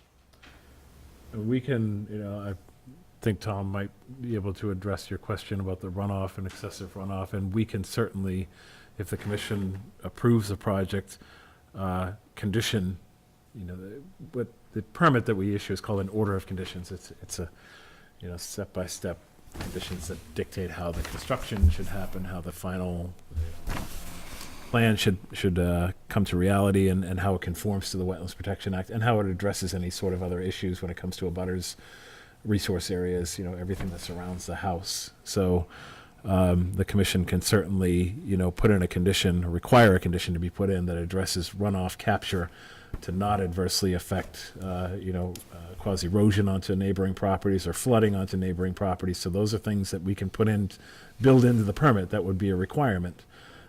Figuring out exactly how to do that is something that I think, would have to be worked on, but it would be a requirement. And also that transition from, Right. like I said, I don't know exact elevations, but I do know towards the seawall is higher, and if Yeah. the whole Well, lot's Tom going would- to, yeah. be brought up to that elevation, then you're even increasing the drop off in the back. Yeah, I can address some of that. We show spot elevations on the plan. Right in the center of the proposed driveway. Up here, you have number 8.9. The edge of the pavement right there is 8.9, 8.94. And it does go slowly this way, so at the back of the house, it's 8.4. And 8.4, and then it drops below 8 down into this. This is lower down here. But also it does slope, as you said, inland, where this driveway, this driveway is 7.1, and that's at 7.0 right there. So it is lower. It's gonna be a I'd parking. say that probably the best way is, we can have a line of piers along here, and there should be in the foundation plan, a wall, sometime between the piers that could keep this area underneath, that's a little bit higher, and prevent any water from running down toward that lot. So, as I said, we'll put in the dry well, so any of the roof runoff will go to dry wells up in the front, or perhaps piped underneath. We can make some arrangements so that their water will not go. Enough room to put a To little the next. berm along that line too. You could put a little berm along the property line, keep the water on the property of the, Well, yeah, there's not not a lot of Not a lot room. of room to put a berm, but that's kind of say where I said a little wall or something could be put in. It really could be where the driveway could just drop down to be, at the same level or even a hair lower than next door. We can certainly work out the details so that there'll be no runoff going that direction. Good. So can the order conditions be performance-based, or do they have to be just constructional? What I put in is like a boilerplate condition that allows the commission, if we could put in one condition that, specifically states that, runoff and erosion shall not adversely affect the neighboring property. And also that the commission reserves the right to make modifications to this project, after completion as an ongoing condition in the permit, to make sure that, whatever is put in place to capture roof runoff, that be maintained in perpetuity. And the commission has the right to step back in if they feel it's necessary based on neighboring concerns, to make modifications if it's needed. So we can come up with wording to reflect that concern. Yeah, so that if you see a problem, you could contact, if necessary, the commission. If the neighbor wasn't responsive, you could talk to the Right. commission. It's still jurisdictional, even behind the house, so flood zone. Okay. Are there any other questions or concerns from the audience? Please come to the mic and identify yourself. Mr. Chairman and members of the committee, my name is Marty Riley, and we're going to be the owners of the property. And the house, I just wanted to answer just a couple of questions. The house is narrow as it is. I think it's about 26 feet wide. And because we have to also be flood compliant, and we're also going to adhere to the 30-foot requirement of the Pompanesett neighborhood, we're very limited because we're in a VE 16 zone. So as Thomas said, we have to go up pretty high anyway. So to put stairs on the inside would be very difficult to take the space. So that's why the architect worked with Tom to put the stairs where they did put them. And we're working from the existing footprint of the house, but we are utilizing the deck area, which does come off the house as part of the footprint for the new home. But so we're just kind of restricted in several ways because we're adhering to that height. Because I guess generally in the town they allow you to go to 35 feet, and we can't there. So we've been kind of compressed into that. So I just wanted to explain that, and thank you for your consideration. Thank you. I'd like to point out too that the shed, we talked about the shed when we upgraded the septic system, but as we left the shed on that approval, but after this, there will be no more shed, whereas the footprint that's in the shed building is actually being combined with the house, but the shed is being removed. Okay. Okay. Are there any other questions from the audience?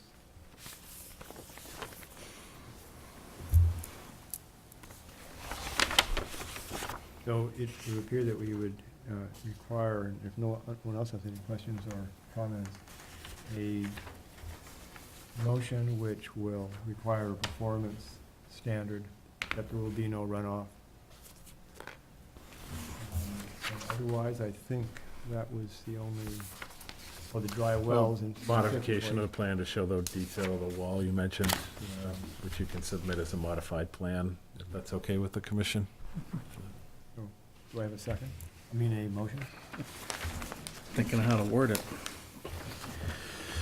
Motion to approve, to close the issue based on the conditions outlined by the conservation agent.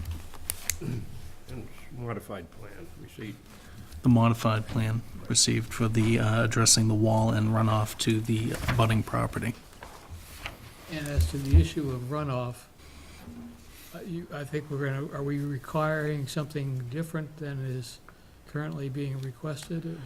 Well, the modification to the plan to show roof capture and the wall Tom mentioned, and then a condition in the permit that just addresses if all of that fails to keep runoff on the neighboring property, the commission maintains the right to require further modifications. To prevent the problem of having a requirement that may never be satisfied or may certainly be hard to measure, I would suggest maybe defining the requirements for the runoff issue, the dry wells, et cetera, and specify what that is. Could I suggest, rather than just thinking of a better term, I think, rather than a wall, would be a curb.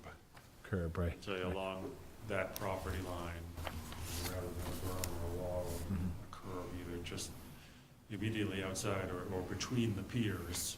Right. Put a concrete curb in there that will not allow water to go either direction across there, and dry wells for the roof runoff. Should we leave this wording a little more purposely ambiguous so when he gets down to designing what the amended plan will look like, that he's not restricted by our language? I would like to see these specific requirements mentioned, the dry wells and the curb, and also the performance standard. Does anyone else have What do you mean, also the performance standards? the performance standard, that by that I mean that Condition, I think you mean condition. in Condition. terms of the conditions, one of the conditions will be, I mean, we have conditions stating that what'll have to actually be built. There's also a condition that if it doesn't work, then the commission can ask that the owner address it and prevent runoff. I think that just leads to a disagreement. And how do you, how do you define, you know, from where the runoff is coming, what percentage of it is from one property to the other?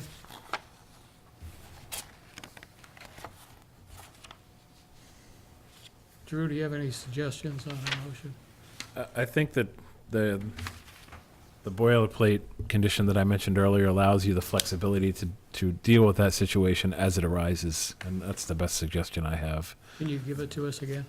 That the commission maintains the right to make modifications to this project as an ongoing condition of approval.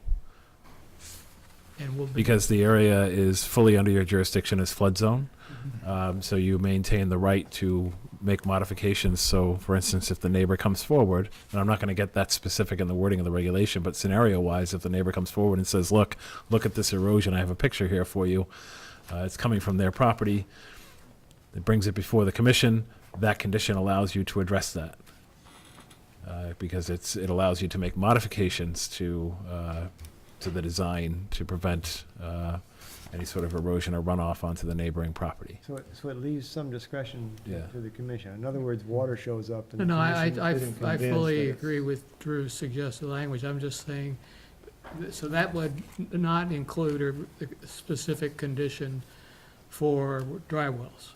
No, that would also be in addition to a specific Okay. condition for dry wells. It would be above and beyond that, so to address if dry wells weren't enough, that you still reserve the right to make further modifications based on whatever the concern may be. It's better to leave it open-ended rather than get too specific about what the actual Right, concern is, so you can have that kind of flexibility to, you know. okay. So I believe that the original motion was to that effect, is that correct? Yes, I can word this a little better, though. So just before I, alter my motion here, I'd like to clarify the language we're going to use for the amended plan that shows the mitigation of runoff using the dry wells and a potential curb. Are we happy with basically what I just said there? Says, okay. Motion to close this issue based on the commission and on the condition that the commission has the right to make ongoing modifications to the project. Also, that an amended plan be submitted showing the curb and dry well and any other mitigating construction changes to remove the issue of runoff to the abutting lot. All in favor? Aye. Aye. Aye. Aye. Thank you.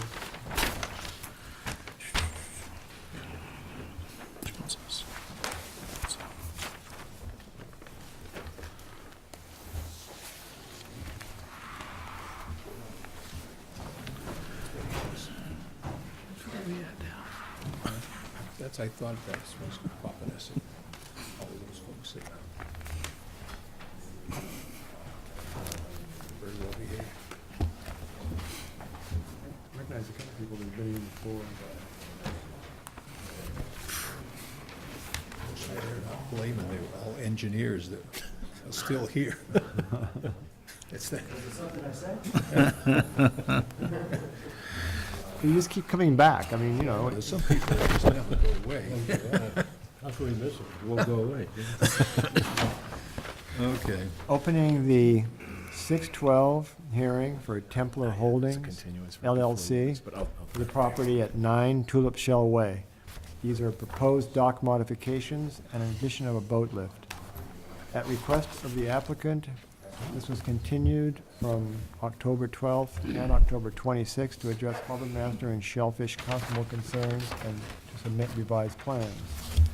The applicant now requesting an additional continuance to 12/14 at 6:03 to address concerns. I would move that we move the application of Templar Holdings at 9 Tulip Shell Way at the applicant's request to 12/14 at 6:03. Second.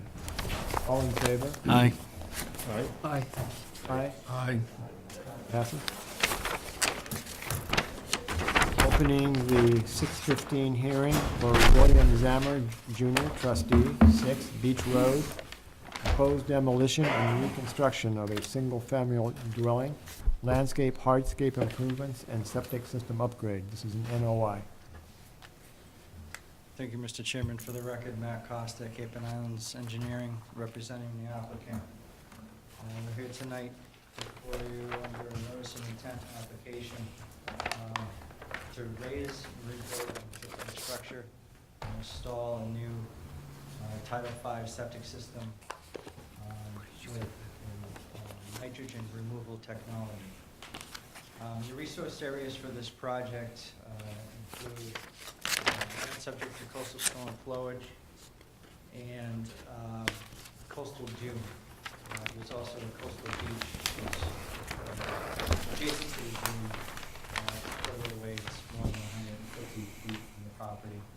As you saw in the previous assessor's property is located at Beach Ave. It's one back from the water. You can actually see from this aerial, it's a fully previously legally developed lot. There are a couple of trees, see over here and on the back. They're actually going to remain.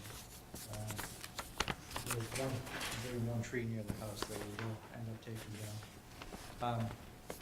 So, if you look at the plan, what I did was a split view for you to help illustrate what's going on. So on the left, you have your existing conditions. On the right, you have the proposed structure with the existing conditions subordinate to that. See, existing conditions, we got a simple single-family dwelling with a shed, crushed stone driveway, and landscaped lawn area. We're going to take that house down, rebuild a new house in accordance with the building code standards for construction in flood zones, or the elevated water flood vents. And we're going to install a new Title V septic system in the front yard. Right in here. And this is going to have a fast technology to it. It's the nitrogen removal technology, and that's required because because of a Board of Health regulation. We're within 150 feet from areas of shifting sands.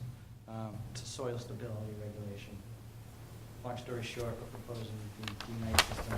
We have been from the Board of Health, and we have approved the project. The current structure meets all the applicable setbacks. We don't trigger any mitigation requirements. The driveway will be put back in this particular area here. We do have a retaining wall that's going to run along the street and return back to the house because we will be raising the grade in this area. There's another retaining wall in the backyard over here. It'll then run down and meet up with a retaining wall in the back. We will be raising the grade in that area. We're raising the grade, when I say we're raising the grade, we're going to raise it a couple of feet. This area in the back of the house is going to remain at its natural grade. It's a really straightforward project. We are proposing dry wells in downspouts going into dry wells that are being located around the house and mitigate any stormwater runoff. The project does meet all the applicable performance.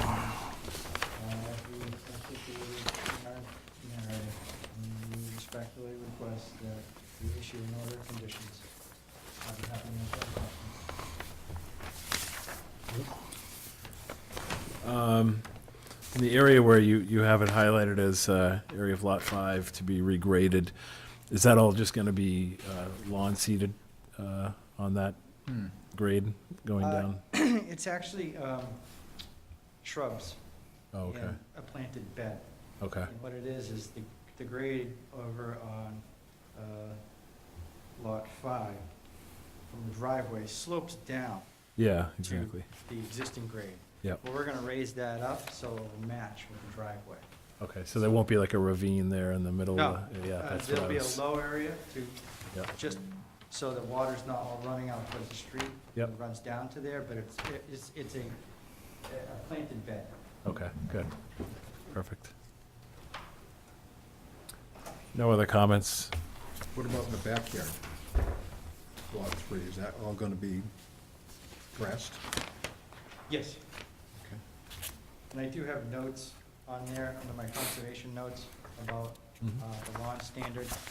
We usually put that as a standard in our conservation notes.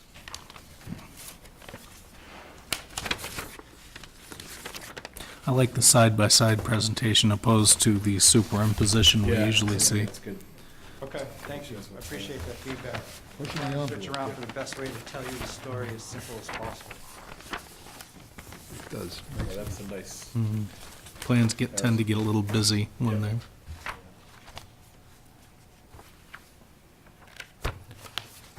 Okay. Doesn't appear likely there'll be any questions from the audience. Let's see if no Okay, one's in the They're audience, very no? quiet. Matt, you must have charmed them. I would move that we close an issue in regards to the application of William Zammer at 6 Beach Road. Second. All in favor? Aye. aye. Aye. Aye. Aye.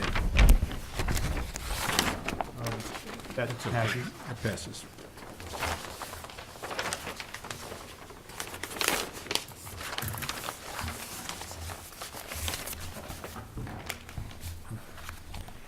Are you doing all of them from here out? Just us, guys, just us. And me. Opening the 6/18 hearing for Jeremy N. and Farhana R. Stevenson, trustees, 431 Monomoskoye Road. Proposed installation of pool, landscaping, and mitigation planting. This is an NOI. Mr. Chairman, I have to recuse myself from this. I'm both designer and builder.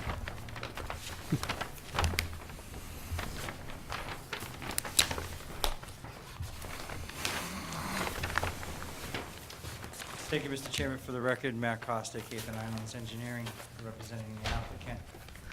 We're here tonight under a notice of intent application for the installation of a new lap pool. As you can see, on the GIS aerial that Drew has pulled up, we're located at 431 Monomoskoye, right at the end of Monomoskoye Road. We have an existing single-family lot that has quite a few resource areas going on here. So we have your land under the ocean. First of all, here's the lot, if you follow it along. Thank you. It includes all of this area in here. Yep, okay. So we got land under the ocean, we have coastal beach area out in here, we have some coastal dune in there. This is all salt marsh that runs around here. There's a small little coastal beach area right near the dock. And then there's a BVW that runs right along the line, landward of the salt marsh. And then due to slope, there's a coastal bank based on the slope criteria. So that coastal bank meanders, and we've seen this before, where it follows along and then it drops down. So if you see on the plan, the coastal bank runs along here, then it drops down because that slope criteria isn't met in that area.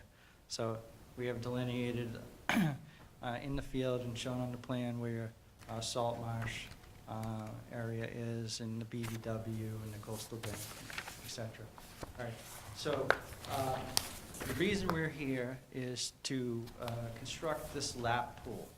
So it's a long, narrow pool, 10 by 57. And then there's a little 8 by 8 spot here. Now, if you look closely at the plan, we show the pool in reference to the existing patio. So there's an existing patio underneath that pool for almost all portions of it. And you can see, I hatched out the lawn area. Hatch. So you can see in the patio with its separate pad and hatch, so you can see below the proposed pool, which area the pool is on patio, and which area of the pool is on the lawn. Now, this particular project, triggers your waiver requirements because we're moving closer to the resource area inside the 50-foot buffer. So we have shown setbacks from the resource area to the proposed pool, and you can clearly see that there's a small portion right here that's outside the existing patio area. And it's this right here is that triggers that waiver requirement. So with that, What is the dark green area? dark green is proposed mitigation. Okay, so you said it is what requires, That's, Because we're proposing a structure that's moving closer to the wetland, it triggers the waiver. And under the waiver requirements, we have done mitigation calculations that we show on the plan, under the mitigation calculation notes. And that produces a number for mitigation. In this particular case, we're providing twice the required amount of mitigation, and we're proposing the mitigation. We had originally proposed the mitigation in this area here, which is all dark green.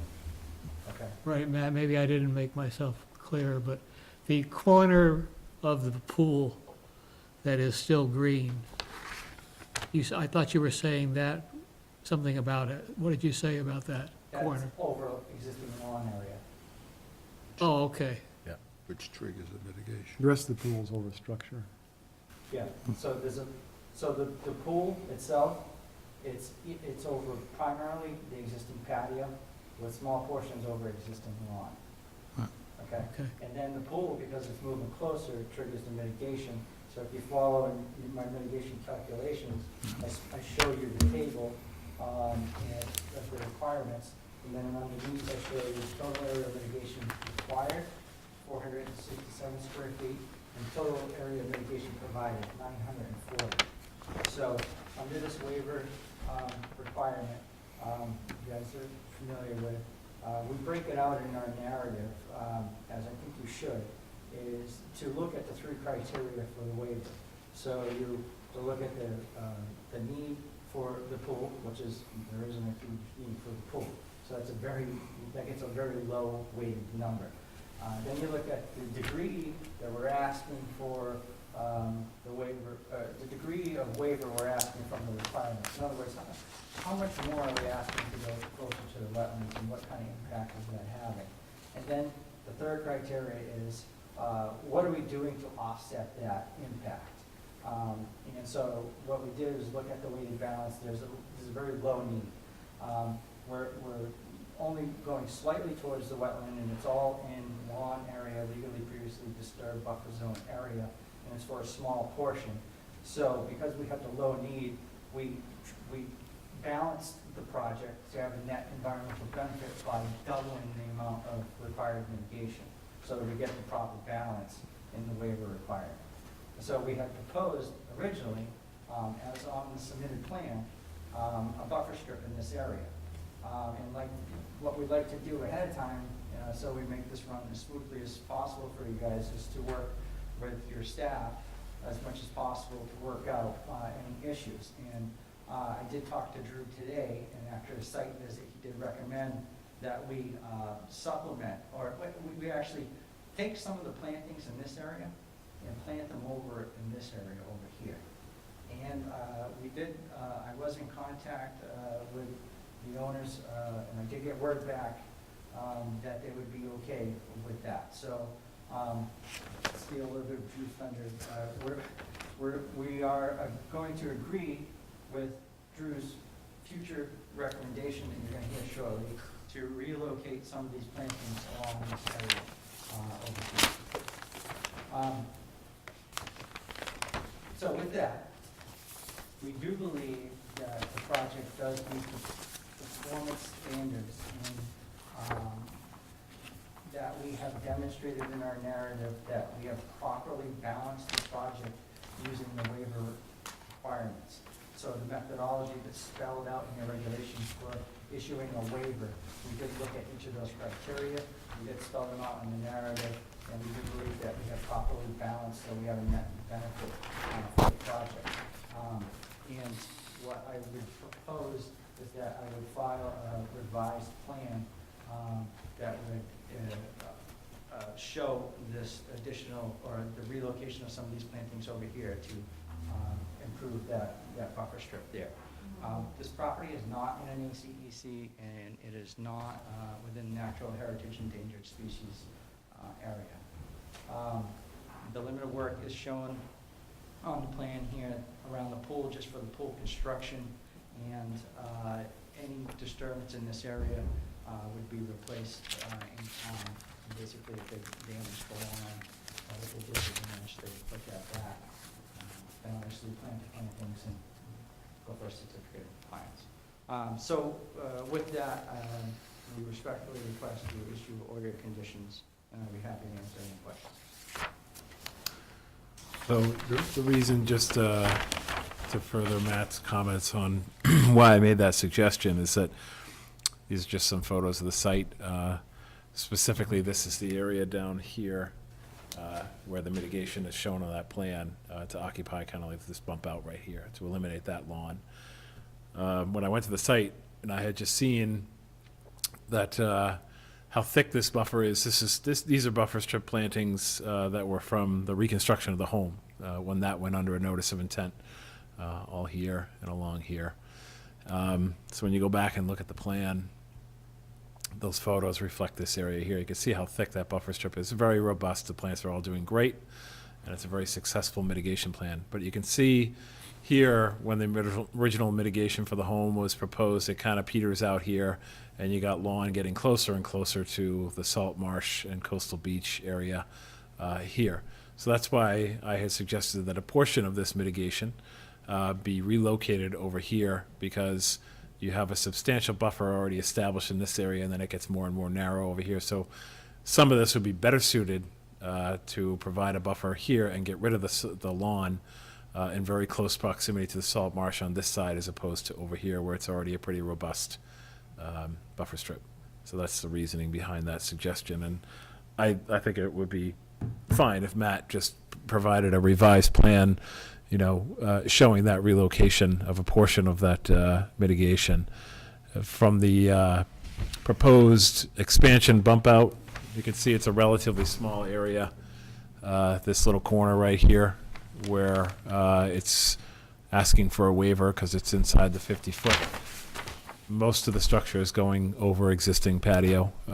So when you weigh those waiver requirements, I do agree that they're compensated by the amount of mitigation in exchange for a minor encroachment here in this corner over the lawn. I think the mitigation more than makes up for any sort of adverse impact that may result from this bump out right here. In particular, if it's going to help stabilize that other area that isn't well stabilized now, then it's... Right. It's kind of a sharp cutoff of lawn here. There's a lawn shelf, and then it goes into sandy beach and some, sparse mitigation here, and then it's just like a direct transition to salt marsh and BBW here with no buffer at all. So I think this is the area where it would really do more good than kind of... And we note that the owner's prior efforts were carried out really successful. Yeah, it's worked well. So beautiful mitigation in place there right now, which is good to see. So just for the record, my rationale was loading it on this side was this is where we were Yeah. to it. Sure. So it just occurred to me at the last minute that I just saw how robust that buffer was, and it would be more advantageous to reduce lawn area on the other side in favor of mitigation. Sounds like a win-win. Yeah, as long as you carefully select the species that you're gonna put in there, you keep the vegetation down, because that looks like a primary vista corridor out into Aquate Bay, so carefully pick the species. Sand plain grassland mix would be perfect. Yeah, Yeah. whatever, but anyway. That looks like an easy, move for a closing issue in regards to the application of Jeremy Fahana Stevenson, 31 Monomoskoye Road. Second. page 40. Revised plan showing Yeah, mitigation. provided that the applicant provides a revised plan according to Drew's comments. Second. All in favor? Aye. Aye. Aye. Passes? Does.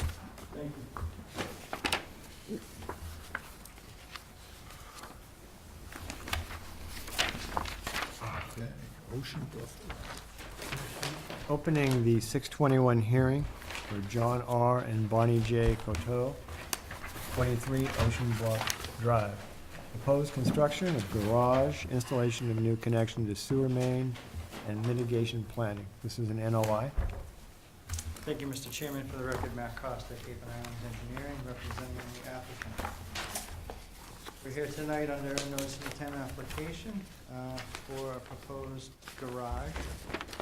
So the property located at 23 Ocean Bluff Ave. You can see this GIS map Drew has. Ocean Bluff Ave is actually more like an easement driveway that runs through these properties here. It's a shore road over here. I'm sure everybody's familiar with the site.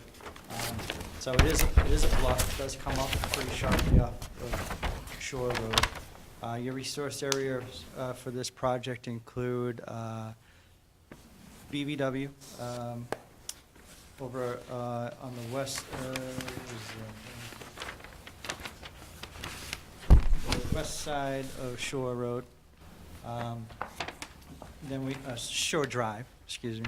Then the Shore Drive here.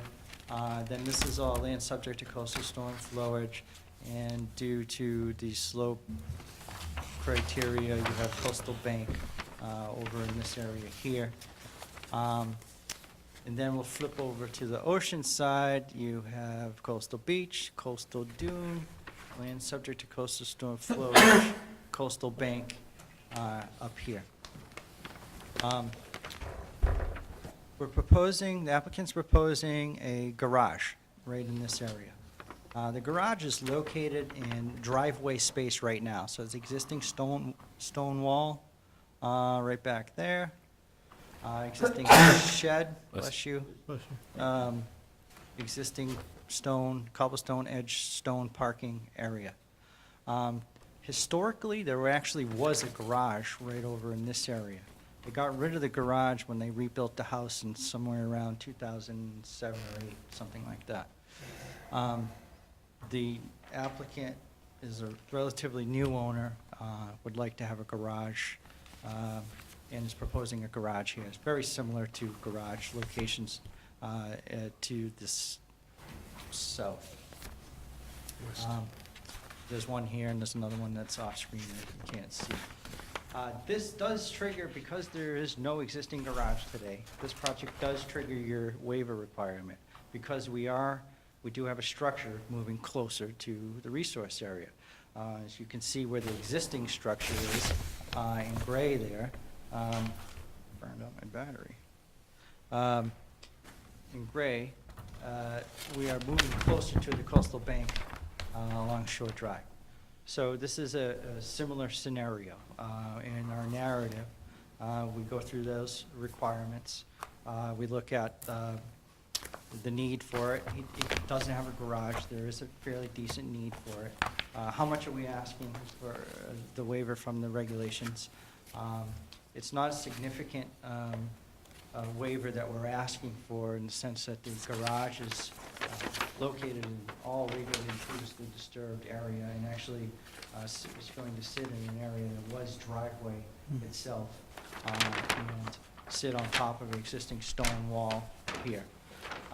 So we have a fairly decent balance. So then when we run through the regulations, run through the mitigation calculations, you see them on the plan, we come up with a requirement for 1,200 square feet of mitigation.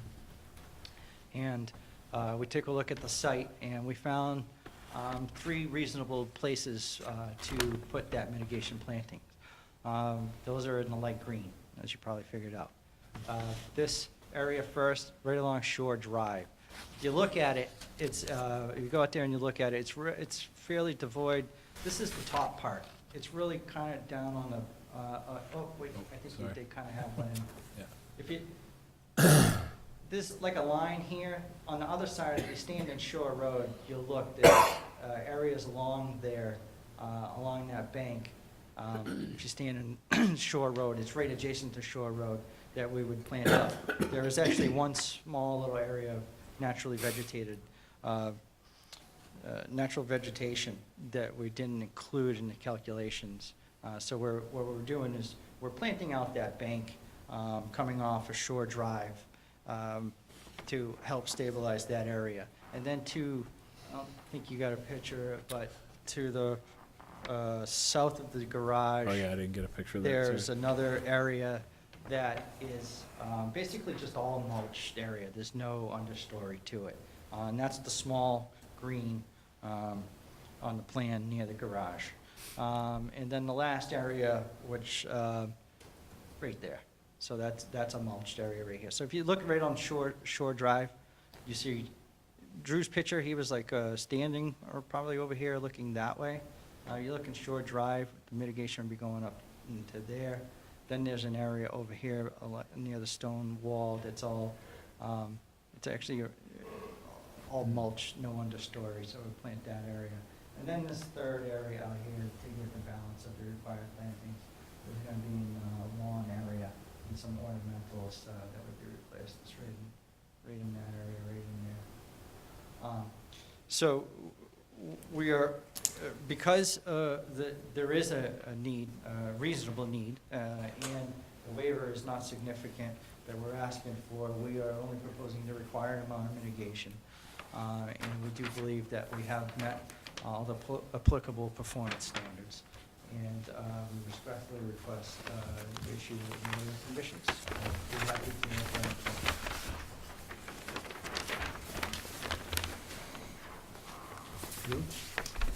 implement. Nothing really to add to this, other than to state that I think that the waiver request is reasonable, particularly that there was once a garage there, torn down, and now it's proposed again to occupy reasonably the same footprint. The coastal bank, and I apologize, it's not the best picture in the world here, but there is a barren area down here past this row of trees that Matt was referring to that would be the primary area of mitigation. The bank itself, Matt did mention, is because it's in the flood zone and it does meet the slope criterion for coastal bank, even though it is interrupted by a road before Dean's Pond on the other side. Still classified as coastal bank, but it is not, as you can obviously see, it's not a sediment source bank. So there is that set of performance standards for sediment transport as a function of the bank does not apply to this one. It's just a vegetated buffer for storm damage. That's its primary function, and that function will be enhanced by additional plantings on the bank and then adjacent to the bank in the mulched area that was referred to earlier.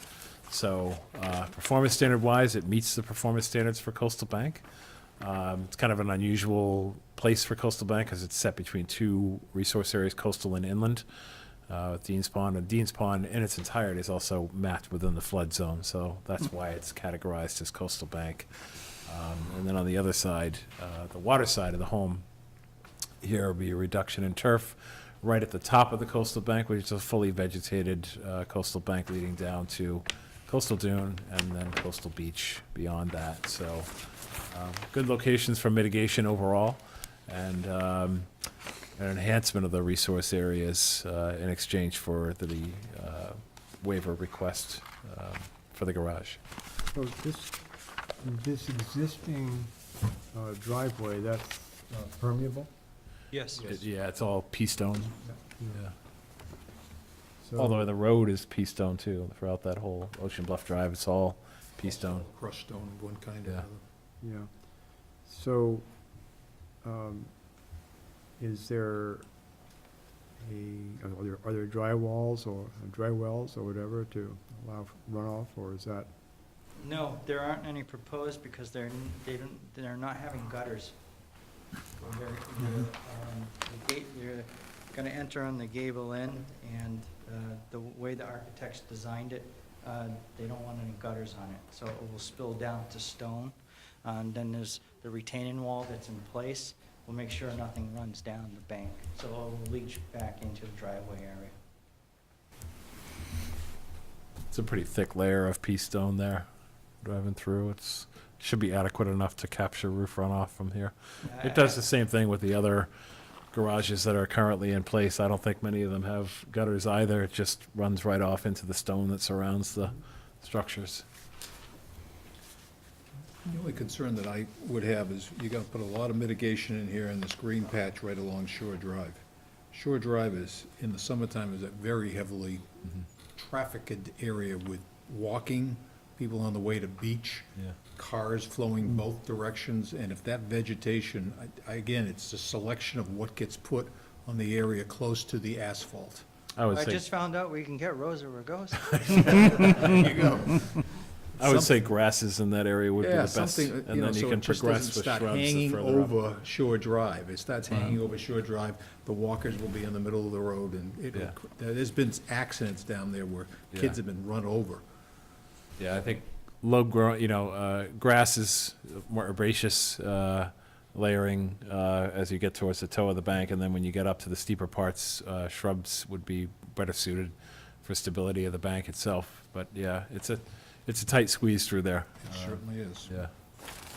Other than that, I don't see any problem.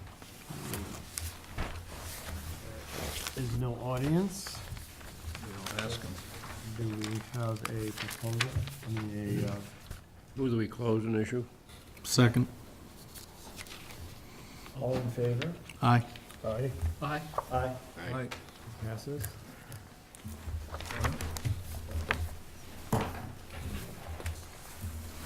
Two for two.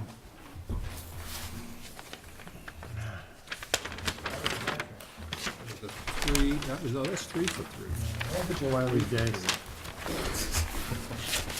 While you're here.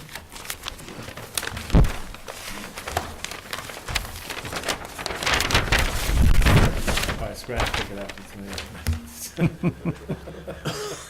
Because I work with you ahead of time. We met 3 times on one of these projects. Get everything right.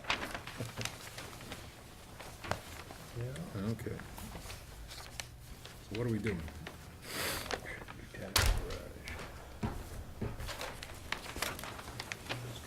Oh, Let's okay. call the hearing first. Oh. Not quite done. Call the 624 hearing. Timothy J. and Marla E. Sullivan, 79 Sunset Circle, for the proposed construction of a garage, tree removal, and mitigation plantings. This is an NOI. Mr. Chairman, for the record, Matt Costa, Cape and Islands Engineering, representing the applicant. Here tonight under notice of intent, application for a proposed garage. Property located at 79 Sunset Circle. See Drew's got pulled up here on the aerial. We got a single-family dwelling and a dock located right on John's Pond. This is the funny part of pond where there's a little connection that goes through it and bigger part. So there's a little cove here. Your resource areas for the project are land under a water body and BBW in this area that wraps around.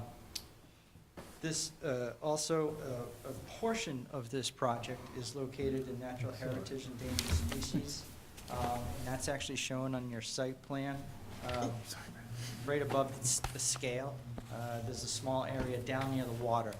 The limit of jurisdiction is really almost runs along the BBW. It's right here.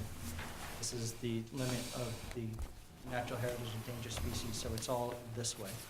We're proposing a 2-car garage, 23 by 22, within existing driveway area. So this is another crushed stone driveway. See the limits of it on there. Proposed garage.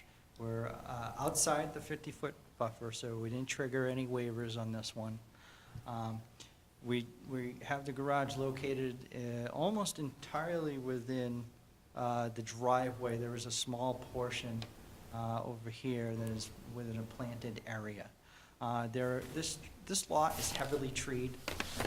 We do have a few trees we will be needing to take down around this garage.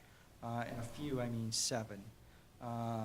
We have a couple of trees that are really big pines that are near the garage right here. Those actually just fall inside the 50-foot buffer. So what we've done is, we will need to remove those. What we've done is proposed mitigation for 4 trees in that same location, a little bit further away from the garage, so when they grow up, there won't be a problem there. Here's your limit of work area right in here that runs along, around the garage, along the property line. In this particular, for this project, they will be having gutters and downspouts, and we did propose dry wells there. The property is not located within an ACEC, and other than that, it's pretty straightforward. We believe that we meet all of the required performance standards as we have documented in our narrative, and we respectfully request you issue an order of conditions. Happy to answer any questions.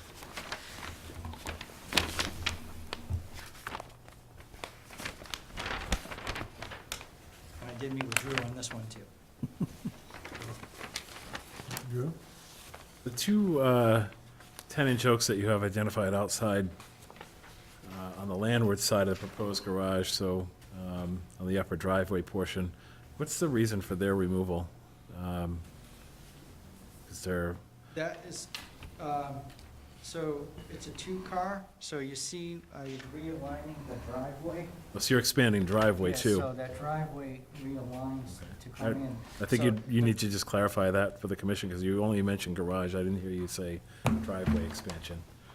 Just so the commission is aware that that's also part of the All proposal. right, so is- if you look on your plan, right here, this is the edge of the driveway right there. We're realigning that driveway so it comes into the garage. So on your 2-car garage, you're gonna have 2 doors, and the first door is gonna start about a foot from the corner, and the other door is gonna be about a foot or so from the corner. So we need to expand that out just a little bit in there. So, as you stated, it's for garage, associated grading and landscaping, which includes realigning this portion of the driveway right there. So just to show some pictures, the site, top left shows the majority area where the proposed garage is going. You can see the trees tagged on the left, yeah. Yeah. Top right, just another angle, looking back behind the garage for the remaining portion of the driveway. Bottom left, again, just another shot showing the pond in the background a little bit. So you can see what the setback is, and then the mitigation area, bottom right. Sorry. So I just had another question too, Matt, just out of curiosity, because I know that there are trees asking to be removed within the 50-foot buffer that you do have mitigation for. Was there any other, the portion of the driveway where you show that dashed rectangle, is that part of the septic system? Is that a leach field or something? Yes. That's why the garage can't go there, is that correct? Correct. Also, there's a setback from the street line. So this is a very unique curve. The street line goes into the, It's well in the property. yeah, So you see how the driveway goes out to the edge of pavement? So this is you would never see anybody design a street like this today. This is a very unconventional way to do it. The radiuses aren't proportional to each other, so it creates there's a hump there, and it pushes it into the property. But they didn't have to remove as many trees if they followed this plan. They saved some good vegetation. So, yeah, we can't go forward. And we actually took care to keep the garage size down, keep it out of the 50 feet. That's not a big garage, anyway. no, 20 23 by 22, it's pretty by small. A little undersized. Yeah, that's about, you, About as small as you can get 2 cars. yeah, you're gonna make sure you don't buy two big cars. One big car, one little car. And just comment on the Board of Health, property is not within a Zone 2. Please inform the applicant a septic inspection will be required prior to building permit sign-off. Due to the size of the soil absorption system, the property is limited to 3 bedrooms, storage only above garage. So that's, I think, what the inspection is for, is to make sure that there's no additional living space in the upper portion of the garage.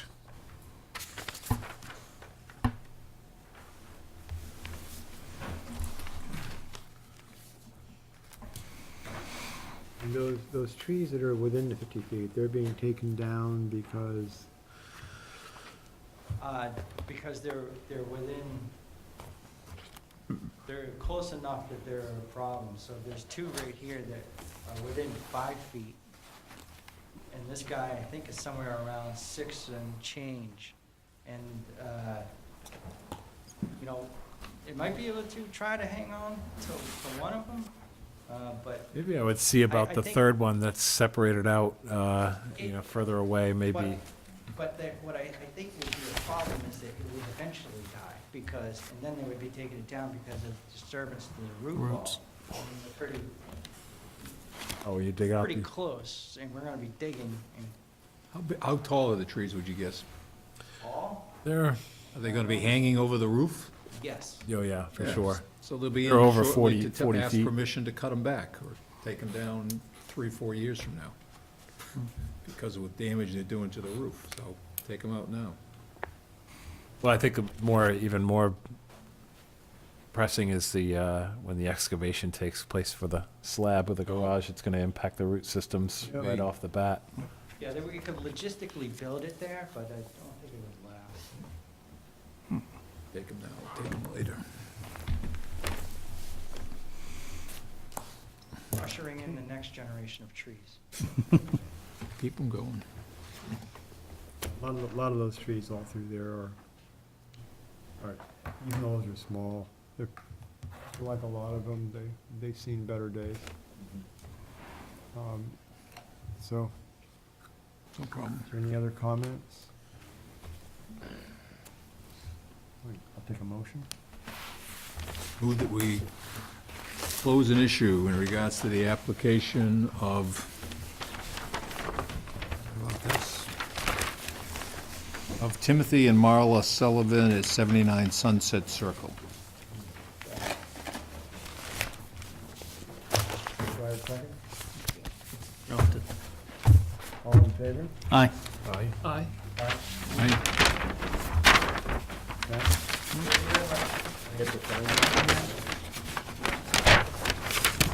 We need to put in more trees. Cardinal Seahawks game started? That's right. Judy, could you start the, Yep, it's coming. am I getting answers? It's a good thing nobody's in a rush tonight. So there were a couple of post-hearing agenda items that were left over. I'll go over one while you're signing the permits.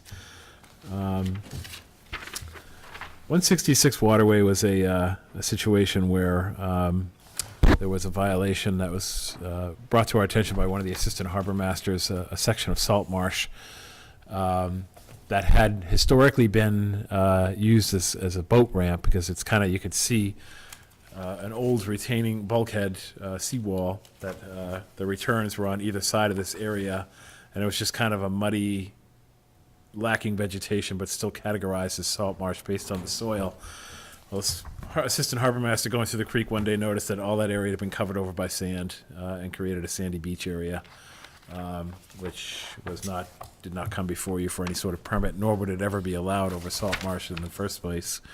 So sent out violation notice, fast forward, talked to the homeowner, went back and forth over the performance standards and why it was a violation. And eventually, in fact, as of yesterday afternoon, he had removed all the sand and removed the filter fabric underneath it. And basically it's back to the way it started. So there won't be any enforcement order to sign for that because he is now in compliance. There will be an enforcement order forthcoming about the mitigation on the same property, which I will go over at a different hearing, but just so you know, there were some issues with the mitigation. The next item was 29 Overlook Knoll, and I know that Brad and Dale had both attended that, so I don't know if you wanted to just provide a brief summary or update to the rest of the commission based on what you heard. Yeah. I don't know that I don't have my notes with me, but the biggest issue was notification. Two of the abutters, the ones that were bringing the action, felt as though they had not been notified properly, and the notices had been returned as undeliverable, and they were not happy because they get their tax bills, but they don't seem to get the notices. So there appears to be a problem here within Town Hall as to what is a certified owner of property. So that was an issue, and they were getting worked up about that. There were also one other issues where they had done a test dig for septic system location, and it was about 75, 100 feet across the lot from where they will plan to put the septic system. And the consultant or lawyer consultant that was brought in thought that was wrong. There was another person, I don't know if he was an engineer or not, who had concerns that location of the construction to the coastal bank, when they dig the foundation out, would it compromise the coastal bank? And in fact, there is a planned basement. Yes, there's gonna be a basement, so there will be some sizable, and if they should do a deep pour foundation or some such thing like that, which they do some days, they raise the roof in the basement, there was a question about that. When we walked the beach and then looked at the revetment was already failing. It's not a very high revetment. Right. And you could see where it had failed, and they had backfilled the stonework with poured concrete. So they're doing things to hold that bank together now. So neighbors, I'm sure, were the people that were speaking, that were saying, you can tell the bank is being compromised now. So if you do some digging, I would guess, 25 feet away or something, that they're concerned that it might compromise the bank. They actually thought that we should condition repairs to the wetland. Yeah, that was mentioned. And they mentioned a prior project nearby that had not gone well. Work had been done, and a wall was put in which collapsed and then had to be redone. Did they say which one it was? Farrelly. It was Farrelly? 2 houses away. The famous Farrelly brothers. the Oh, Moody all right, on the Bruces. corner of the waiting, Two down, Farrelly. starboard. So, it's like streets down. Yeah. You can see it. I mean, it's just one house behind. The abutter across the street from 29 was there, and he was the one bringing the action. And it's his neighbor further to the east, which is the one where he had all kinds of problems. Okay. So they expressed concern about the square footage, the size of the new house. However, the footprint, it was consistent with the actual order of conditions or whatever, I forget which that documentation was, but. Yeah, it was an order of conditions. Yeah, they kept talking about the size of it. It didn't seem like they had any complaints about that, but that was really built for us. The issue of them not having standing because they had waited too long to file their appeal. What basically happened was that the DEP agent said, well, here I am. Right. The decision was taken to go ahead and take, and Sure. look at this as an appeal. Yeah. So that was, that didn't seem to be particularly impressive to DEP. Mm-hmm. There was, the DEP did ask that both parties file whatever documentation they thought was appropriate to address the soil issues, where the wells were. And they're in the So- process. They've been doing that. BSC is, I think I forwarded everyone the email, or maybe just you and Brad, but DEP did submit a soil profile, BSC submitted a soil profile, so they're in that process of submitting documentation. Yeah, my guess is that DEP is probably going to uphold the order of conditions based on the concerns and The DEP agent, indicated that all these matters would be taken into consideration. There wasn't anything that seemed very convincing to me in terms of the appeal. right. So I'm also would guess, just speculation, of course, that it will, that our original finding will be upheld. Yeah, yeah. Okay. Yep. That's all I got. All right. Move we adjourn. I believe we're done. If we have a motion. I move for an adjournment. Second.